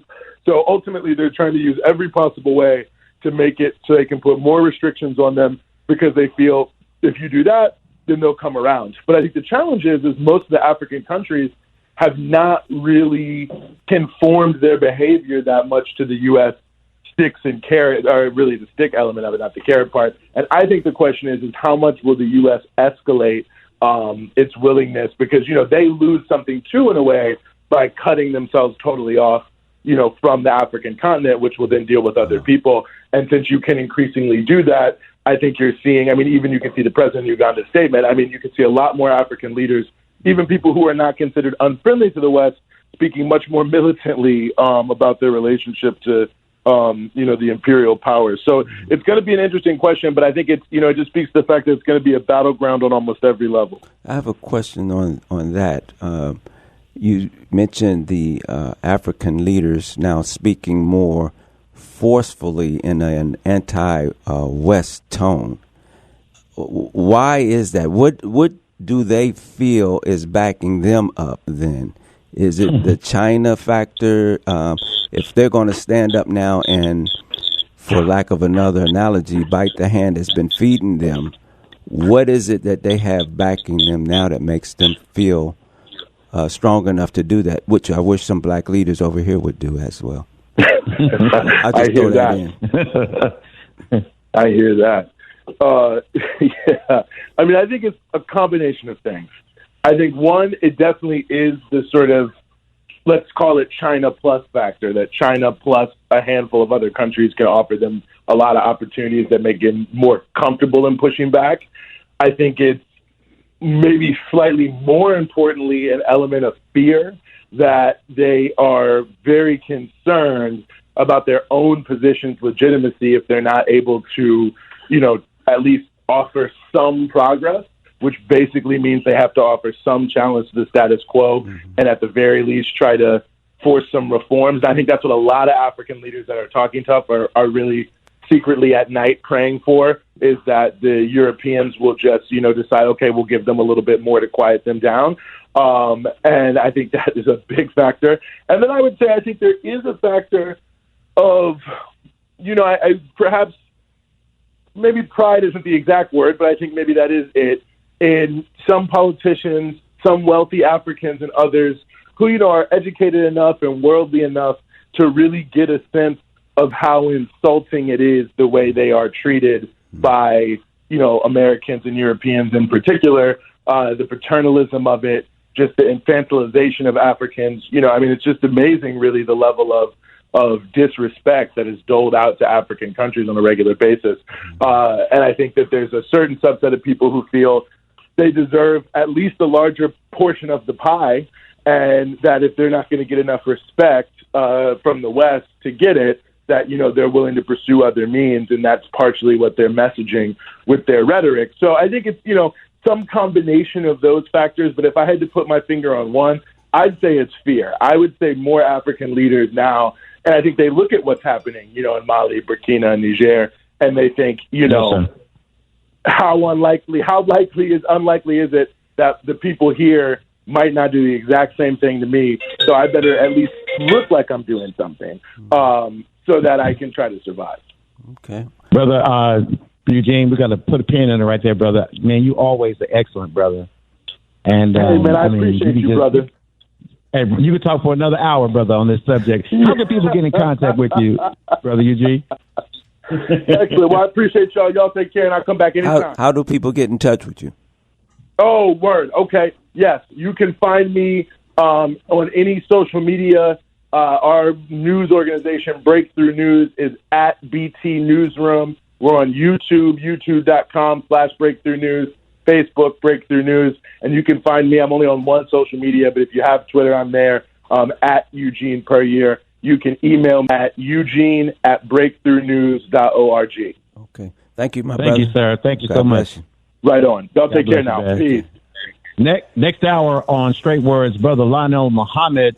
This brother's going to be talking about how he works with the incarcerated brothers and sisters in the community, and we can't wait to hear his story. He's been working in the Nation of Islam with our people for a long time, so we're looking forward to getting him on the air. Very long time. So that's coming up next hour, brothers and sisters. Stay right here. WVON 591-1690. Yes. This is the Talk of Chicago, WVON 1690 AM.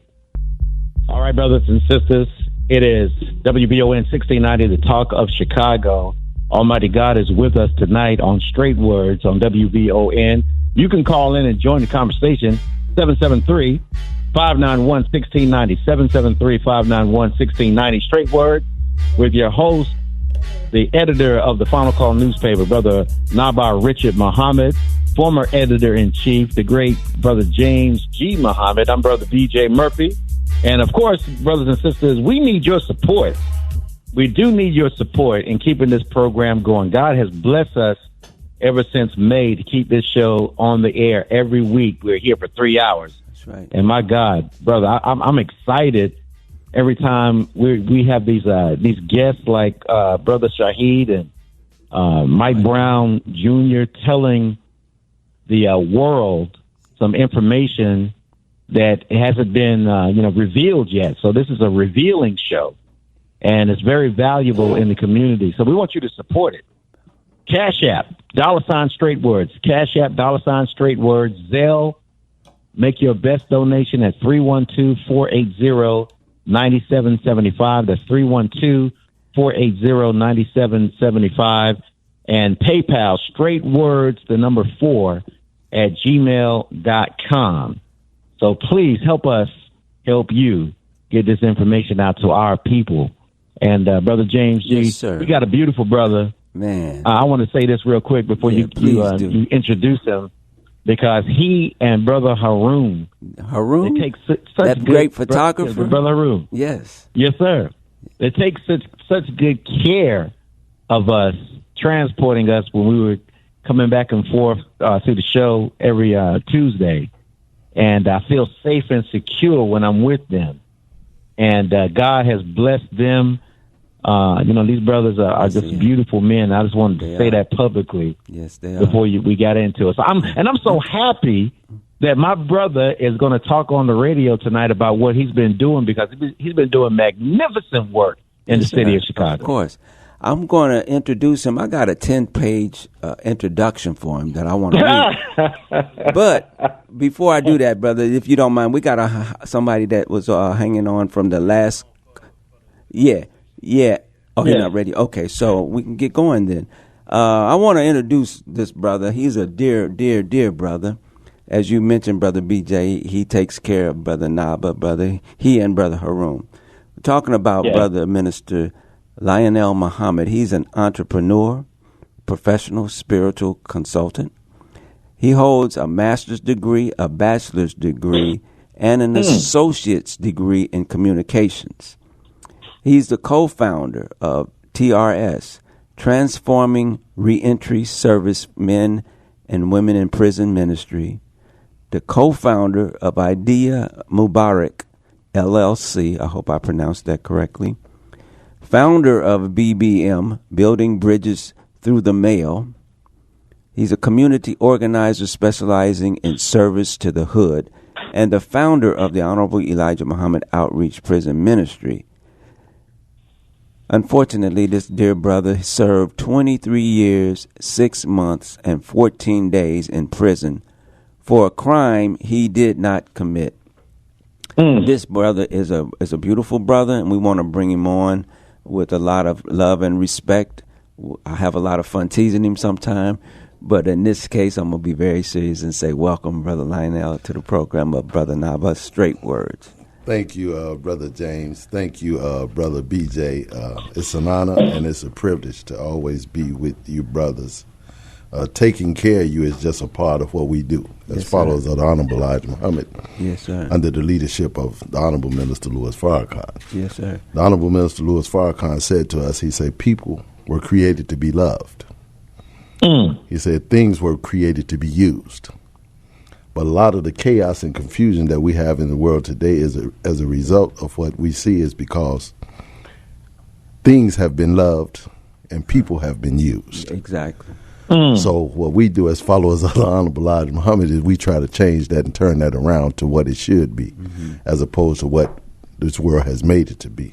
So I'm thankful to be here today and just to share with you and the listening audience what I do in the community, what I do as a member of the Nation of Islam under the leadership and direction of the Honorable Elijah Muhammad and the Honorable Minister Louis Farrakhan, as well as what I do at TRS. TRS, those initials stand for Transforming Reentry Service, Men and Women in Prison Ministry. The scripture says, be ye transformed by the renewing of your mind. Most people that go in prison get jailhouse religion or some form of religion, and it's supposed to change them or it's supposed to transform them and make them better. But when I went to prison, it was the teaching of the Honorable Elijah Muhammad that gave me life. I've been a member of the Nation of Islam ever since 1978. When the minister stood up and started rebuilding the Nation of Islam, I was one of the brothers in the prison who would not go towards Imam Wardi Muhammad. I wanted to follow the teachings of the Honorable Elijah Muhammad because my family, my father and my father's brother, who were members of the Nation of Islam, consistently told me about staying with the teachings of the Honorable Elijah Muhammad. So as a result of that, I was consistent. And I worked in the prison to establish myself as a member of the Nation of Islam. But in the state of Illinois, it was only two people, myself and Minister Michael X, who is just got out.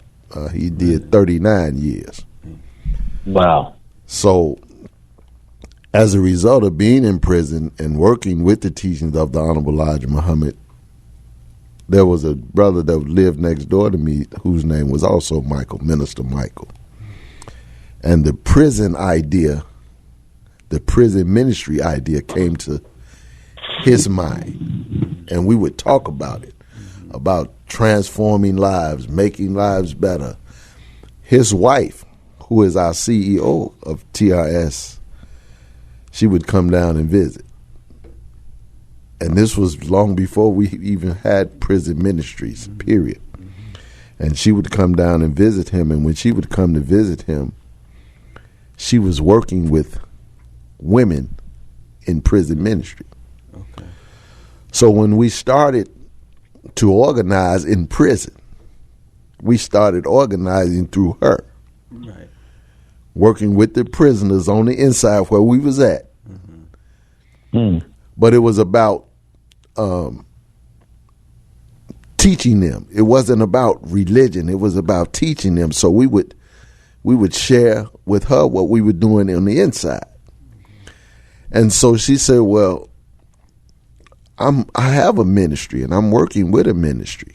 Was it like you said, it might not have been religion. Sorry for interrupting. No, go ahead. Was it like a Christian-based ministry, or was it nation-based or Islamic-based? What kind of ministry was hers? It was neither. Okay. It was like a non-denominational religious base, because she was a Christian, but he was a Muslim. Right. Okay. But what we were doing was that we were not teaching Christianity or Islam.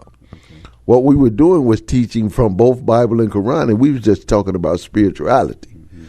That's what we were talking about. We were talking about building yourself up, morals, self-improvement. Yeah, self-improvement, the basis for community development. That's what we were dealing with, and so she decided to add men and women to prison ministry. So as we developed that from inside of prison, when I was released, TRS came some time later. We started to take the prison ministry to another level. So as I was working with her, but I was also working in the Nation of Islam under the guidance and direction of our National Prison Reform Minister, Minister Abdullah. And I had been working with her for years. So we started to develop this. And the more we developed it, I started to use my skills. And one day she told me, she said, why don't you do what you normally do, and we get a place where we can do this at, and we can be successful in serving those who are incarcerated. Because all I wanted to do, was serve the brothers who were locked up. Yes, sir. Because I was witnessing what was going on. Well, man, how would you try to serve them? Real simple. It wasn't preaching to them. It was giving them the material that helped me. While I was incarcerated, that was serving them. So I started to mail into prison. And believe it or not, today, I got one of the largest mailing lists in the country. Wow. I write over 1,500 letters every 30 days. In those letter packages is our TRS directory and a final call newspaper along with a letter. The reason for that is because we want them to have resources, but we also want them to have the knowledge that they need to develop themselves while they're in the condition of a prison. Too often, men and women go to prison and the community forget about them. Did they forget about you? Yes. Yes. How did you feel being there, knowing that the community forgot about you? Well, first of all, the first brother that I met when I was in prison was Al Saladin. Yeah. Al Saladin had the Bisco Communication Network. Yeah, Bisco Communication Network. Saladin was a dear friend to me in the streets. Okay. So he would write me. And when he was writing me, he would feed me the material that I needed to develop myself while I was in prison. And then he connected me to Brother Bonnie. So Bonnie and I have a long-lasting relationship because I was getting material from them. And these two brothers connected me to Brother Munir of Crow. Yes, sir. And Munir was providing me with the materials, and he was giving it to them. They were sending it to me, and they were feeding me material. The one thing that stuck out in my mind that the Honorable Minister Louis Farrakhan said that motivated me was, he said, before anybody knew him, he became rooted first. Yes, yes. That stuck in my head because I had to understand what that meant. Yeah, he sent the root down first before the shoot came up. Right. In establishing the study groups around the country. Right. Now let me say this with what you just said. If you study grass, the grass seed is the only seed that grows backwards before it grows forward. So when you study the grass, all of the storms that come to the earth, it can be a flood. When it drives, the grass is still there. A wind hurricane can come, the grass is still there. So what I did was, while I was incarcerated, I got rooted in the teachings of the Honorable Elijah Muhammad. And I got rooted in the teachings of the Honorable Elijah Muhammad because I wanted to understand the man that was representing the Honorable Elijah Muhammad. So I studied every day. I studied 18 hours a day. We would wake up in the morning. We would study. We would break for lunch, dinner. We would eat, and then we would study. We would study all day. No, go ahead. So in the process of doing that, learning and studying, I became rooted. And in being rooted in the teaching of the Honorable Elijah Muhammad, I could be more effective in following the Honorable Minister Louis Farrakhan. And I remember a brother. Go ahead. Yeah, I'm going to. I'm going to bring in. I was going to come behind you. What you had. But said hey, to him, BJ, can you hold it just 1 second? Because we had a caller. Yes, sir. Go ahead. He's been on for quite a while. I want to get him so that then don't forget your point. Okay. Yes, sir. Go ahead. Okay, but Belobi, please. Sorry, Johnny. Assalamu alaikum, my brother Donnell. Salam. This is Noon, bro. Yes, sir. And I'm calling. I'm calling because you are a champion of mine, bro, and I always have been. That's right. I watched you grow up in them dismal crypts. I was there with you. We both got railroaded. I did 26 years. You did 23 for something neither one of us did. Yes. And brother, look, I just want to say that I appreciate you for all that you've done. I saw you grow. I watched you grow in that place, and you have been one of, I can say, Muhammad's finest, brother. And I appreciate you. I appreciate the fact that the nation gave birth to brothers like yourself. And I always encourage you, brother, to continue to listen the lessons and the teachings of the most honorable Elijah Muhammad, brother. Because as being who I am, and you know who I am, our organization adopted the lots of the principles and policies that the nation carries. And that's why I can say to myself today, brother, I am really honored to be a part of knowing that you are carrying on his teachings in such a strong and righteous way. And I just want you to know, we love you, we appreciate you, brother, and we support you 1,000%. I thank you, Brother Noon. That brother that was on the phone, he's gone now. People say these are the labels that the prison used. They say he was a gang leader. Mm-hmm. Yeah. Brother Noon is one of the brothers who encouraged me, who motivated me. That's one of my boxing coaches while I was in prison. I love that brother because when I first met him, he was one of the most genuine brothers that I had ever come across under those conditions, that was sincere about the teachings, because the teachings was in their literature.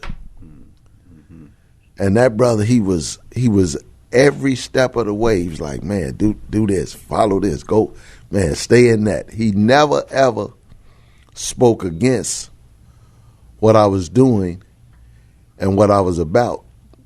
And he was always an encourager. I love him because he was real. Mm-hmm. And it was brothers like that that helped me become the brother that I am today. Mm-hmm. When I got out of prison, I didn't forget. I didn't promise them anything, but I said this in my heart, that I would never forget the brothers and sisters that's locked up. Mm-hmm. Because in 1995, the Honorable Minister Louis Farrakhan said to us, adopt an inmate. That's right. So when he said that, I internalized that because that meant something to me. That was an instruction and an order from the commander-in-chief. Mm-hmm. Adopt an inmate. How do you do that? You got inmates all over the country. Real simple. Start connecting yourself to those brothers and sisters that's locked up. Many people know them, but very few people are connected to them. Because that's the bridge that we build through the mail, by connecting with the brothers and sisters that are locked up. So I asked the Honorable Minister Louis Farrakhan, I said, Brother Minister, why did you ask us to adopt an inmate? And this is in the Final Call news. The minister said these words. He said, brother, that's a whole nother world that we're disconnected from. If we're not connected to that world, we would never change the reality of this world. That's very true. Very true. All of our people are locked up, whether they were wrongfully convicted or not. Mm-hmm. So I developed a method on how to connect with brothers and sisters that's locked up. Mm-hmm. I have a database where you can adopt an inmate. It's real easy. You don't have to leave the comfort and privacy of your own home. You don't have to drive over to my office or none of that. Adopt an inmate, real simple. Why? Because the world that is in the prison, we're separated from. Mm-hmm. Right. And those brothers and sisters are going to return to our society. Right. But when they come to the society, what do you have for them? You don't have no jobs. They need money. Yeah. That's why they're in there. Yeah. Right. They need resources. That's right. So the work that I do is I have a resource directory. The only one in existence in Chicago. This resource directory was put together by ex-offenders. Most of those that work in the office where I worked at these are ex-offenders. We work diligently every day, but we don't just work in the office. We work outside the office. Put a pin in it. Go ahead, yes, sir. Because BJ had a question. I don't want him to forget it. And then I have a question on what you just said. Go ahead, BJ. So I got 2 points, but I would like for you. Could you give that information out right now about how people can get connected to writing an inmate? Yeah. What do they need to do? Oh, yeah. Well, first they need to contact me because you don't just want people writing people. That's what he's asking you. What's the process? Okay. TRS, Transforming Reentry Service, Men and Women in Prison Ministry. The address is 10 West 35th Street, Chicago, Illinois, 60616. Our email address is www.transformingreentry.org. That's your website. Yeah, that's the website. Say that again. Transforming Reentry. Transforming Reentry. Reentry.org. Okay, that's your website. And the phone number is 312-328-9610. Do you have an email though? I have a personal email. No, that if somebody wanted to email for information. Yes. I guess if they go to the website, it's all there that they can get the information. Yes. Okay. And then, of course, it's going to come to me anyway. Okay. Gotcha. and we can always deal with people one-on-one, because I don't want men writing women, right, and I don't want women writing men. We want to keep everything cordial because you're not pen pals. The objective is you're becoming an adoptee. You're adopting someone. So this person that you're adopting, you're going to be connected to them the rest of their life. So you're not just writing them momentarily and then I'm gonna stop writing them. No, you're adopting them. Okay. Yes, sir. I wanted to get this in because the Honorable Minister Louis Farrakhan. By the way, brothers and sisters, you listen to Brother Lionel Muhammad. He'll be talking about dealing with our brothers and sisters who are incarcerated, and he's been working with the community for a very long time. And the minister said God uses prison to purify his servants, not to crush them, because what the enemy means for evil, God means for good. Yes. And the redemption or the redemptive quality that this work involves, could you tell our people that every brother or sister that's locked up can be redeemed? There's not one individual that can't change, and we should never give up on our people. Can you speak to that? Because, when we see things happen in the savagery of the communities, and we say, "Oh man, they ain't no help. They ain't no, lock them up. He ain't never gonna do nothing." Can you talk on not giving up on our people? Yes, sir. Yes, sir. And thank you for that, BJ. Every human being, from a Muslim perspective and from a Christian perspective, can be redeemed. Because every human being that we're dealing with come from God. God didn't make no junk. When I'm sitting here in this studio, I'm a witness of being redeemed. Because I haven't always acted civilized, even though I went to prison for something I didn't do. But I haven't always been a civilized individual. I was in the street life. I lived that life. But Almighty God, in his mercy, through the teachings of the Honorable Elijah Muhammad, found in me a jewel. So he prepared me under the worst circumstances, under the worst conditions, to do this work. And I have witnessed brothers and sisters reform. That's what we talking about. You're talking about, BJ, reform.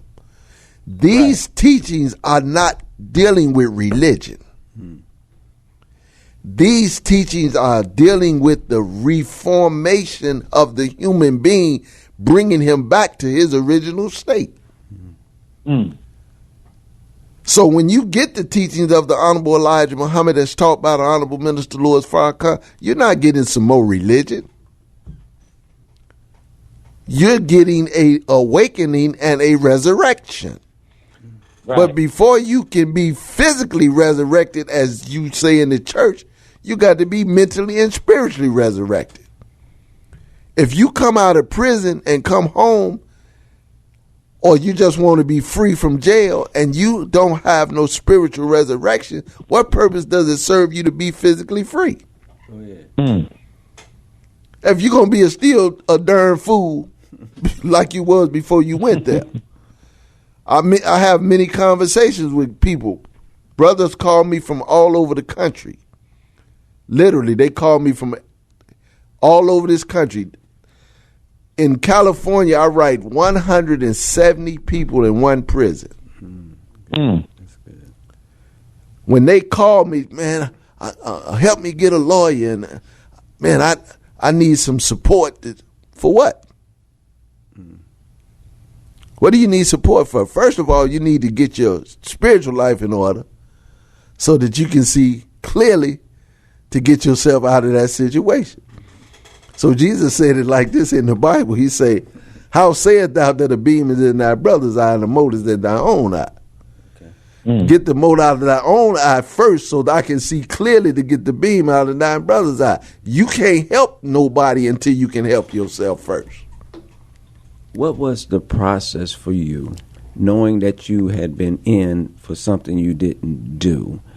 I mean, I guess in your first years or so when you first got in, I'm sure you felt one way, and after a while you started to change, I would imagine, because a lot of people are in jail for things they did not do, and they're coming out. So I'm just want to, if you could briefly, if you don't mind talking about, that whole process going in, didn't do it, Brother suffering Jay, from whatever you had to suffer in there, and then ultimately being released as a new person. BJ said it well. Prison is a purifier. When I went to prison, the first few months, I didn't even think about the circumstances of being in prison for something I didn't do. That wasn't even a thought. You know what thought I had? I said, man, this devil. I was thinking about the judge. I said, this devil, man, no, I didn't do nothing. And all I could think about, man, I said, I'm going to do something to this character. If it be 50 years from now, I'm going to tell you what I was thinking. I wasn't thinking about hey, man, I got vengeance. You was thinking about vengeance. I was thinking about vengeance. Because this is what I said in the courtroom when they asked me, they always ask a defendant, is it anything you want to say before sentencing? And I said, if there's a God, and I believe it is, I say, you bastard, you going to pay for what you done to me because you know I ain't do nothing. And the judge he said, take him away. Because I was about to go there. Take him away. Right. So they took me in the back. But I'm going to show you how wonderful God is. See, this is why I love Farrakhan in these teachings. Because the minister and the Honorable Elijah Muhammad never, ever lied. Not one time. I said, if there's a God, and I believe it is, you're going to pay for what you did to me. Wow. Where did those words come from? Out of my mouth. Right. But who put them in my mind? God. Right. That's right. I didn't know nothing. I'm just talking because I'm angry. Right. 7 years later, the Channel 7 News come on. You can Google this here. Anybody that's listening, Google this here. His name is Thomas J. Maloney. Just Google his name and see what pop up. The same judge that sent me to prison was going across the screen in handcuffs. So I had to look. I said, man, I got to see this story. You know how they just show you a brief? I wouldn't let nobody turn the TV. I wanted to see this here. They locked the judge up. Guess for what? Bribery. Because he told my attorney if I gave him $10,000 more, he would let me go. I said, I ain't getting that crack of nothing. So he sent me to prison. Didn't have no witnesses, no evidence, no nothing. Wow.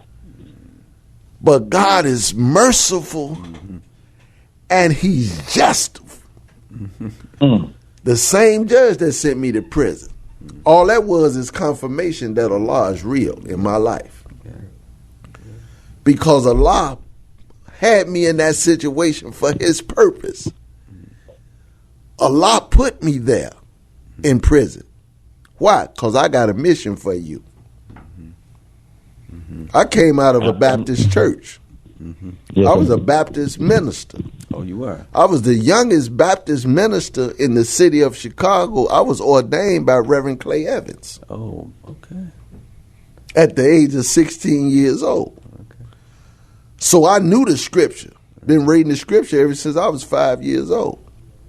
But God had a mission for me and an assignment for me. And I studied my life through the lives of those who were in the Bible. He had a mission for Jonah. Jonah did what he wanted to do and tried to run from his mission. Yeah. I did the same thing. I did what I wanted to do. God had a mission for me. So he put me in a position where he could prepare me for the mission. So this work that I do today, I don't do this for money. Right. I don't do this for fame. People that know me will tell you, he don't care nothing about that. Brother Haroon and I rode everywhere. He'll tell you, man, he don't care about no money.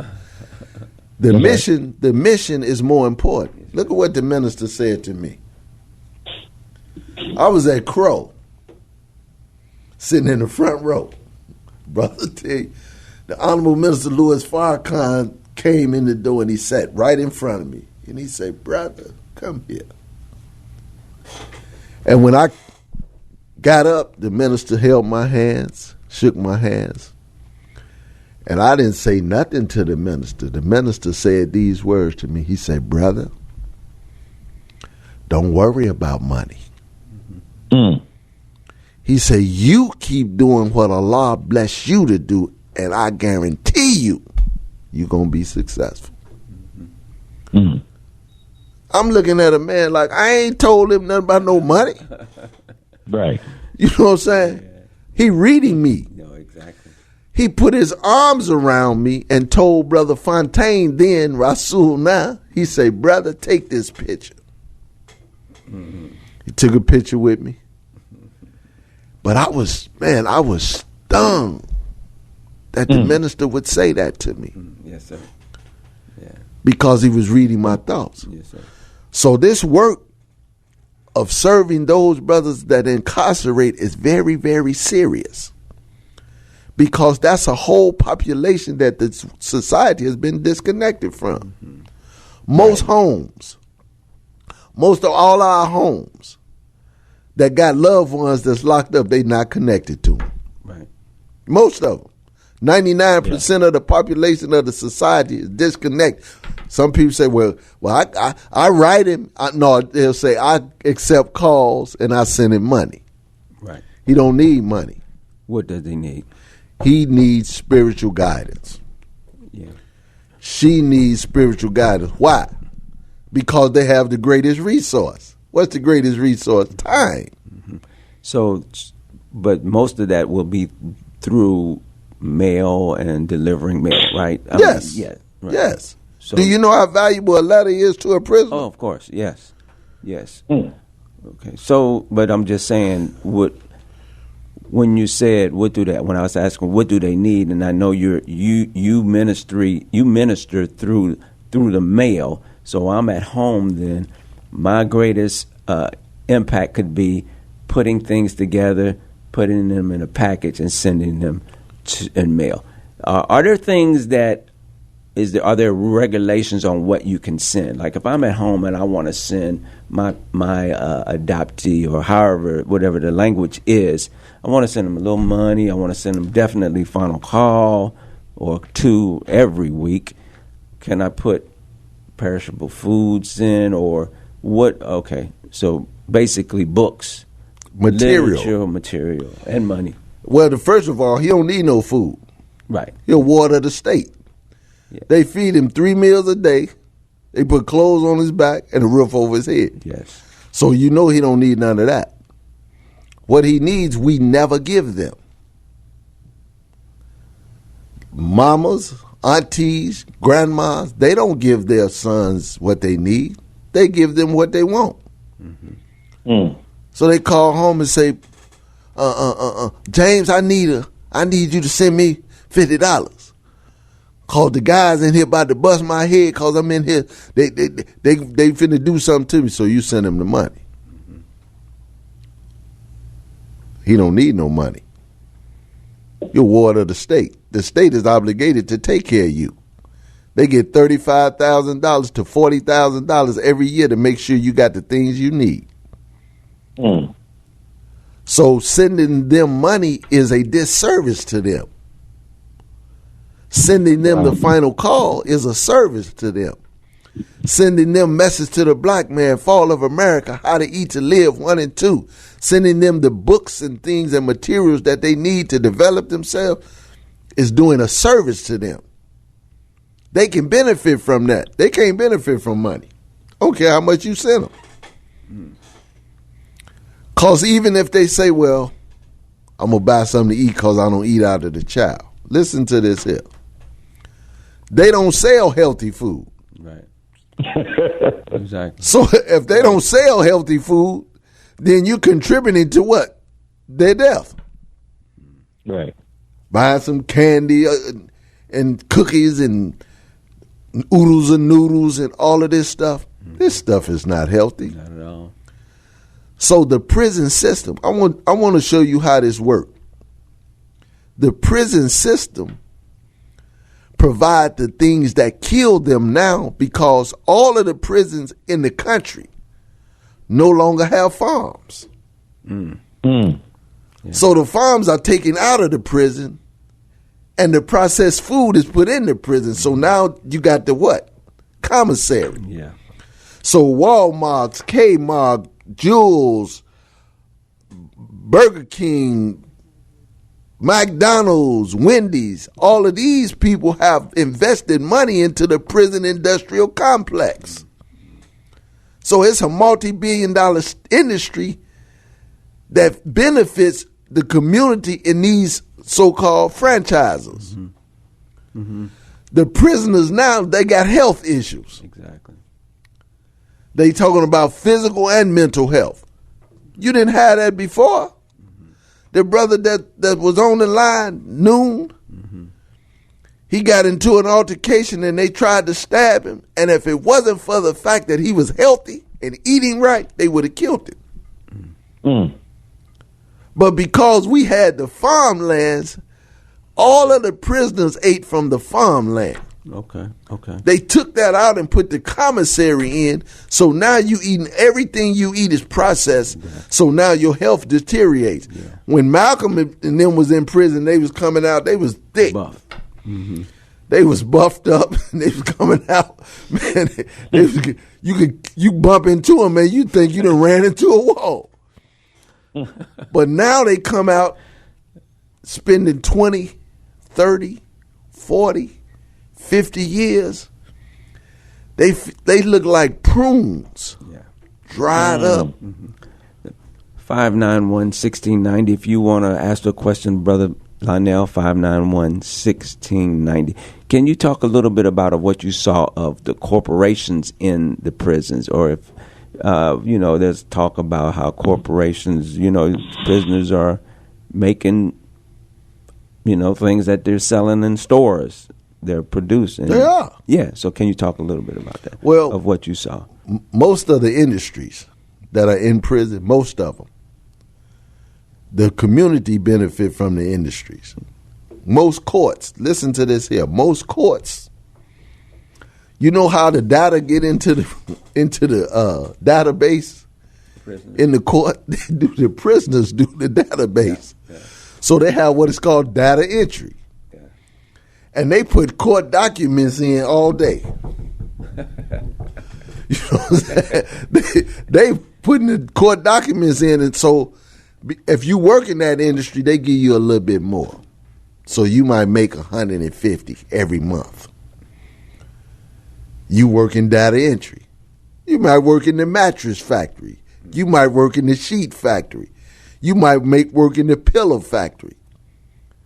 You might work in some of the clothing factories that these institutions produce. Back in the day, they say they only made license plates. Right. Yeah, they make them. They still make them. But most of the products that you get in the society are produced in the prison. And it's free labor. Why? Because the Constitution says that slavery is abolished except that you are what? Duly convicted for a crime. So to marginalize your hands and your feet, I want to do this here. Put you in prison and make you work for what? A quarter a day. Yeah. And when somebody comes into the prison and provide guidance, they pose a threat. You become dangerous. We don't want him here. Get him out of here. He upsetting the status quo. Yes, indeed. See, in 1995, when the Million Man March was preparing, you ain't never even heard to this day what went on in the prison system in 1995. No, nobody. They don't even discuss it. They don't tell you that every prison, especially in Illinois, had their TV on the Million Man March. The Ku Klux Klan, the Aryan Nation, they was all watching the Million Man March in all of the prisons. Wow. Because what they feared more than anything in the world was something happening to Farrakhan. Yes, indeed. That's right. There was an order. I ain't gonna put no names out. There was an order that if anything happened to Farrakhan, I'm telling you, I ain't telling you what somebody told me. We gonna turn these places into bloodbaths. They were spooked. Yes, indeed. I believe that. Oh, yeah. I believe it. So every year, brother, I ain't exaggerating. They was listening. The police was listening. They was watching.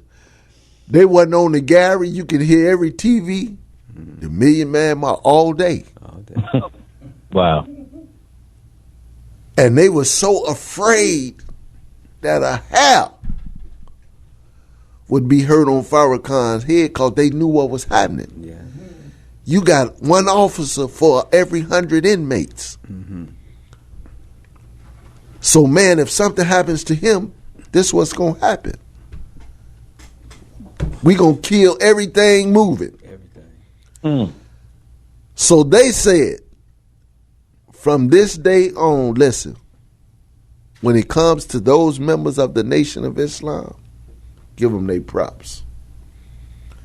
So the prisons now, it's just like they do certain things to our National Prison Reform Minister. When he go to prison, they won't let him in here, and they want to take let him teach 4 or 5 people. They do all kind of stuff to him. Right. And I said this one time. I said, well, the reason they don't do it to me, I was a law clerk on death row for 19 years. I studied the law. Every minister, just like every reverend, is a clergy. He has a constitutional right, according to the law of the land, access to his clients, just as an attorney. Attorney-client privilege, clergy-client privilege is the same thing. They're both protected by the law. But anytime you go to a prison and they turn you around, I had it happen to me one time. I went to visit a brother in North Carolina. And the guard told me something about it was COVID. So I said, well, what they got to do with me? I need to see my brother. Well, sir, you can't come in and you got to go. I said, okay. I said, well, let me talk to your supervisor. Supervisor came. I said, let me explain something to you so we can make this clear. If I leave this prison and don't see that brother, when I get to where I'm going, everybody that's involved, head is going to roll.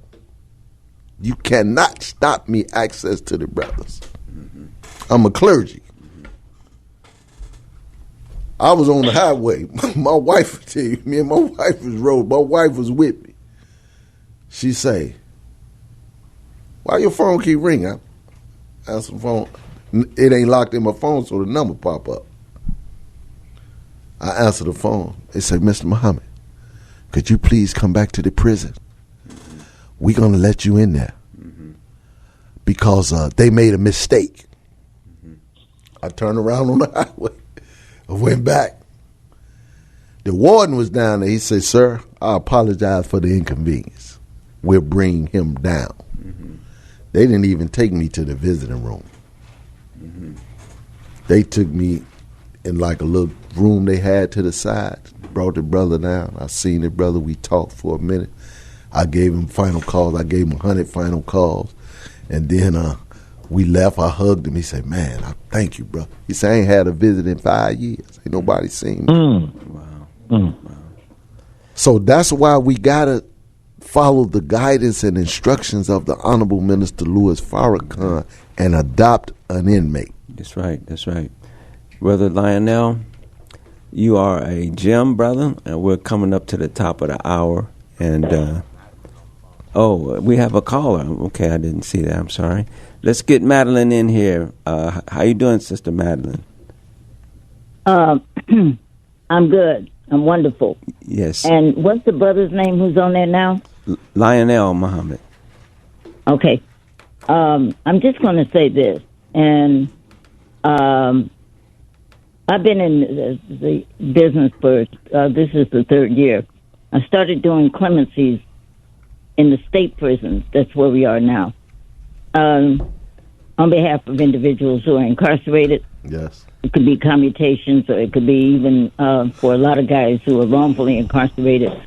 Some of them ask about us doing pardons, but I can tell you this. What I found out immediately is that most of these clemencies do not get approved. Right. I would say if 1,000 of them get sent in ultimately to the governor's office in a year, if 1,000 get sent, only 1% would get approved. Absolutely. If even that. Absolutely. And I know that's by design. Yes. Now, I'm working on some stuff.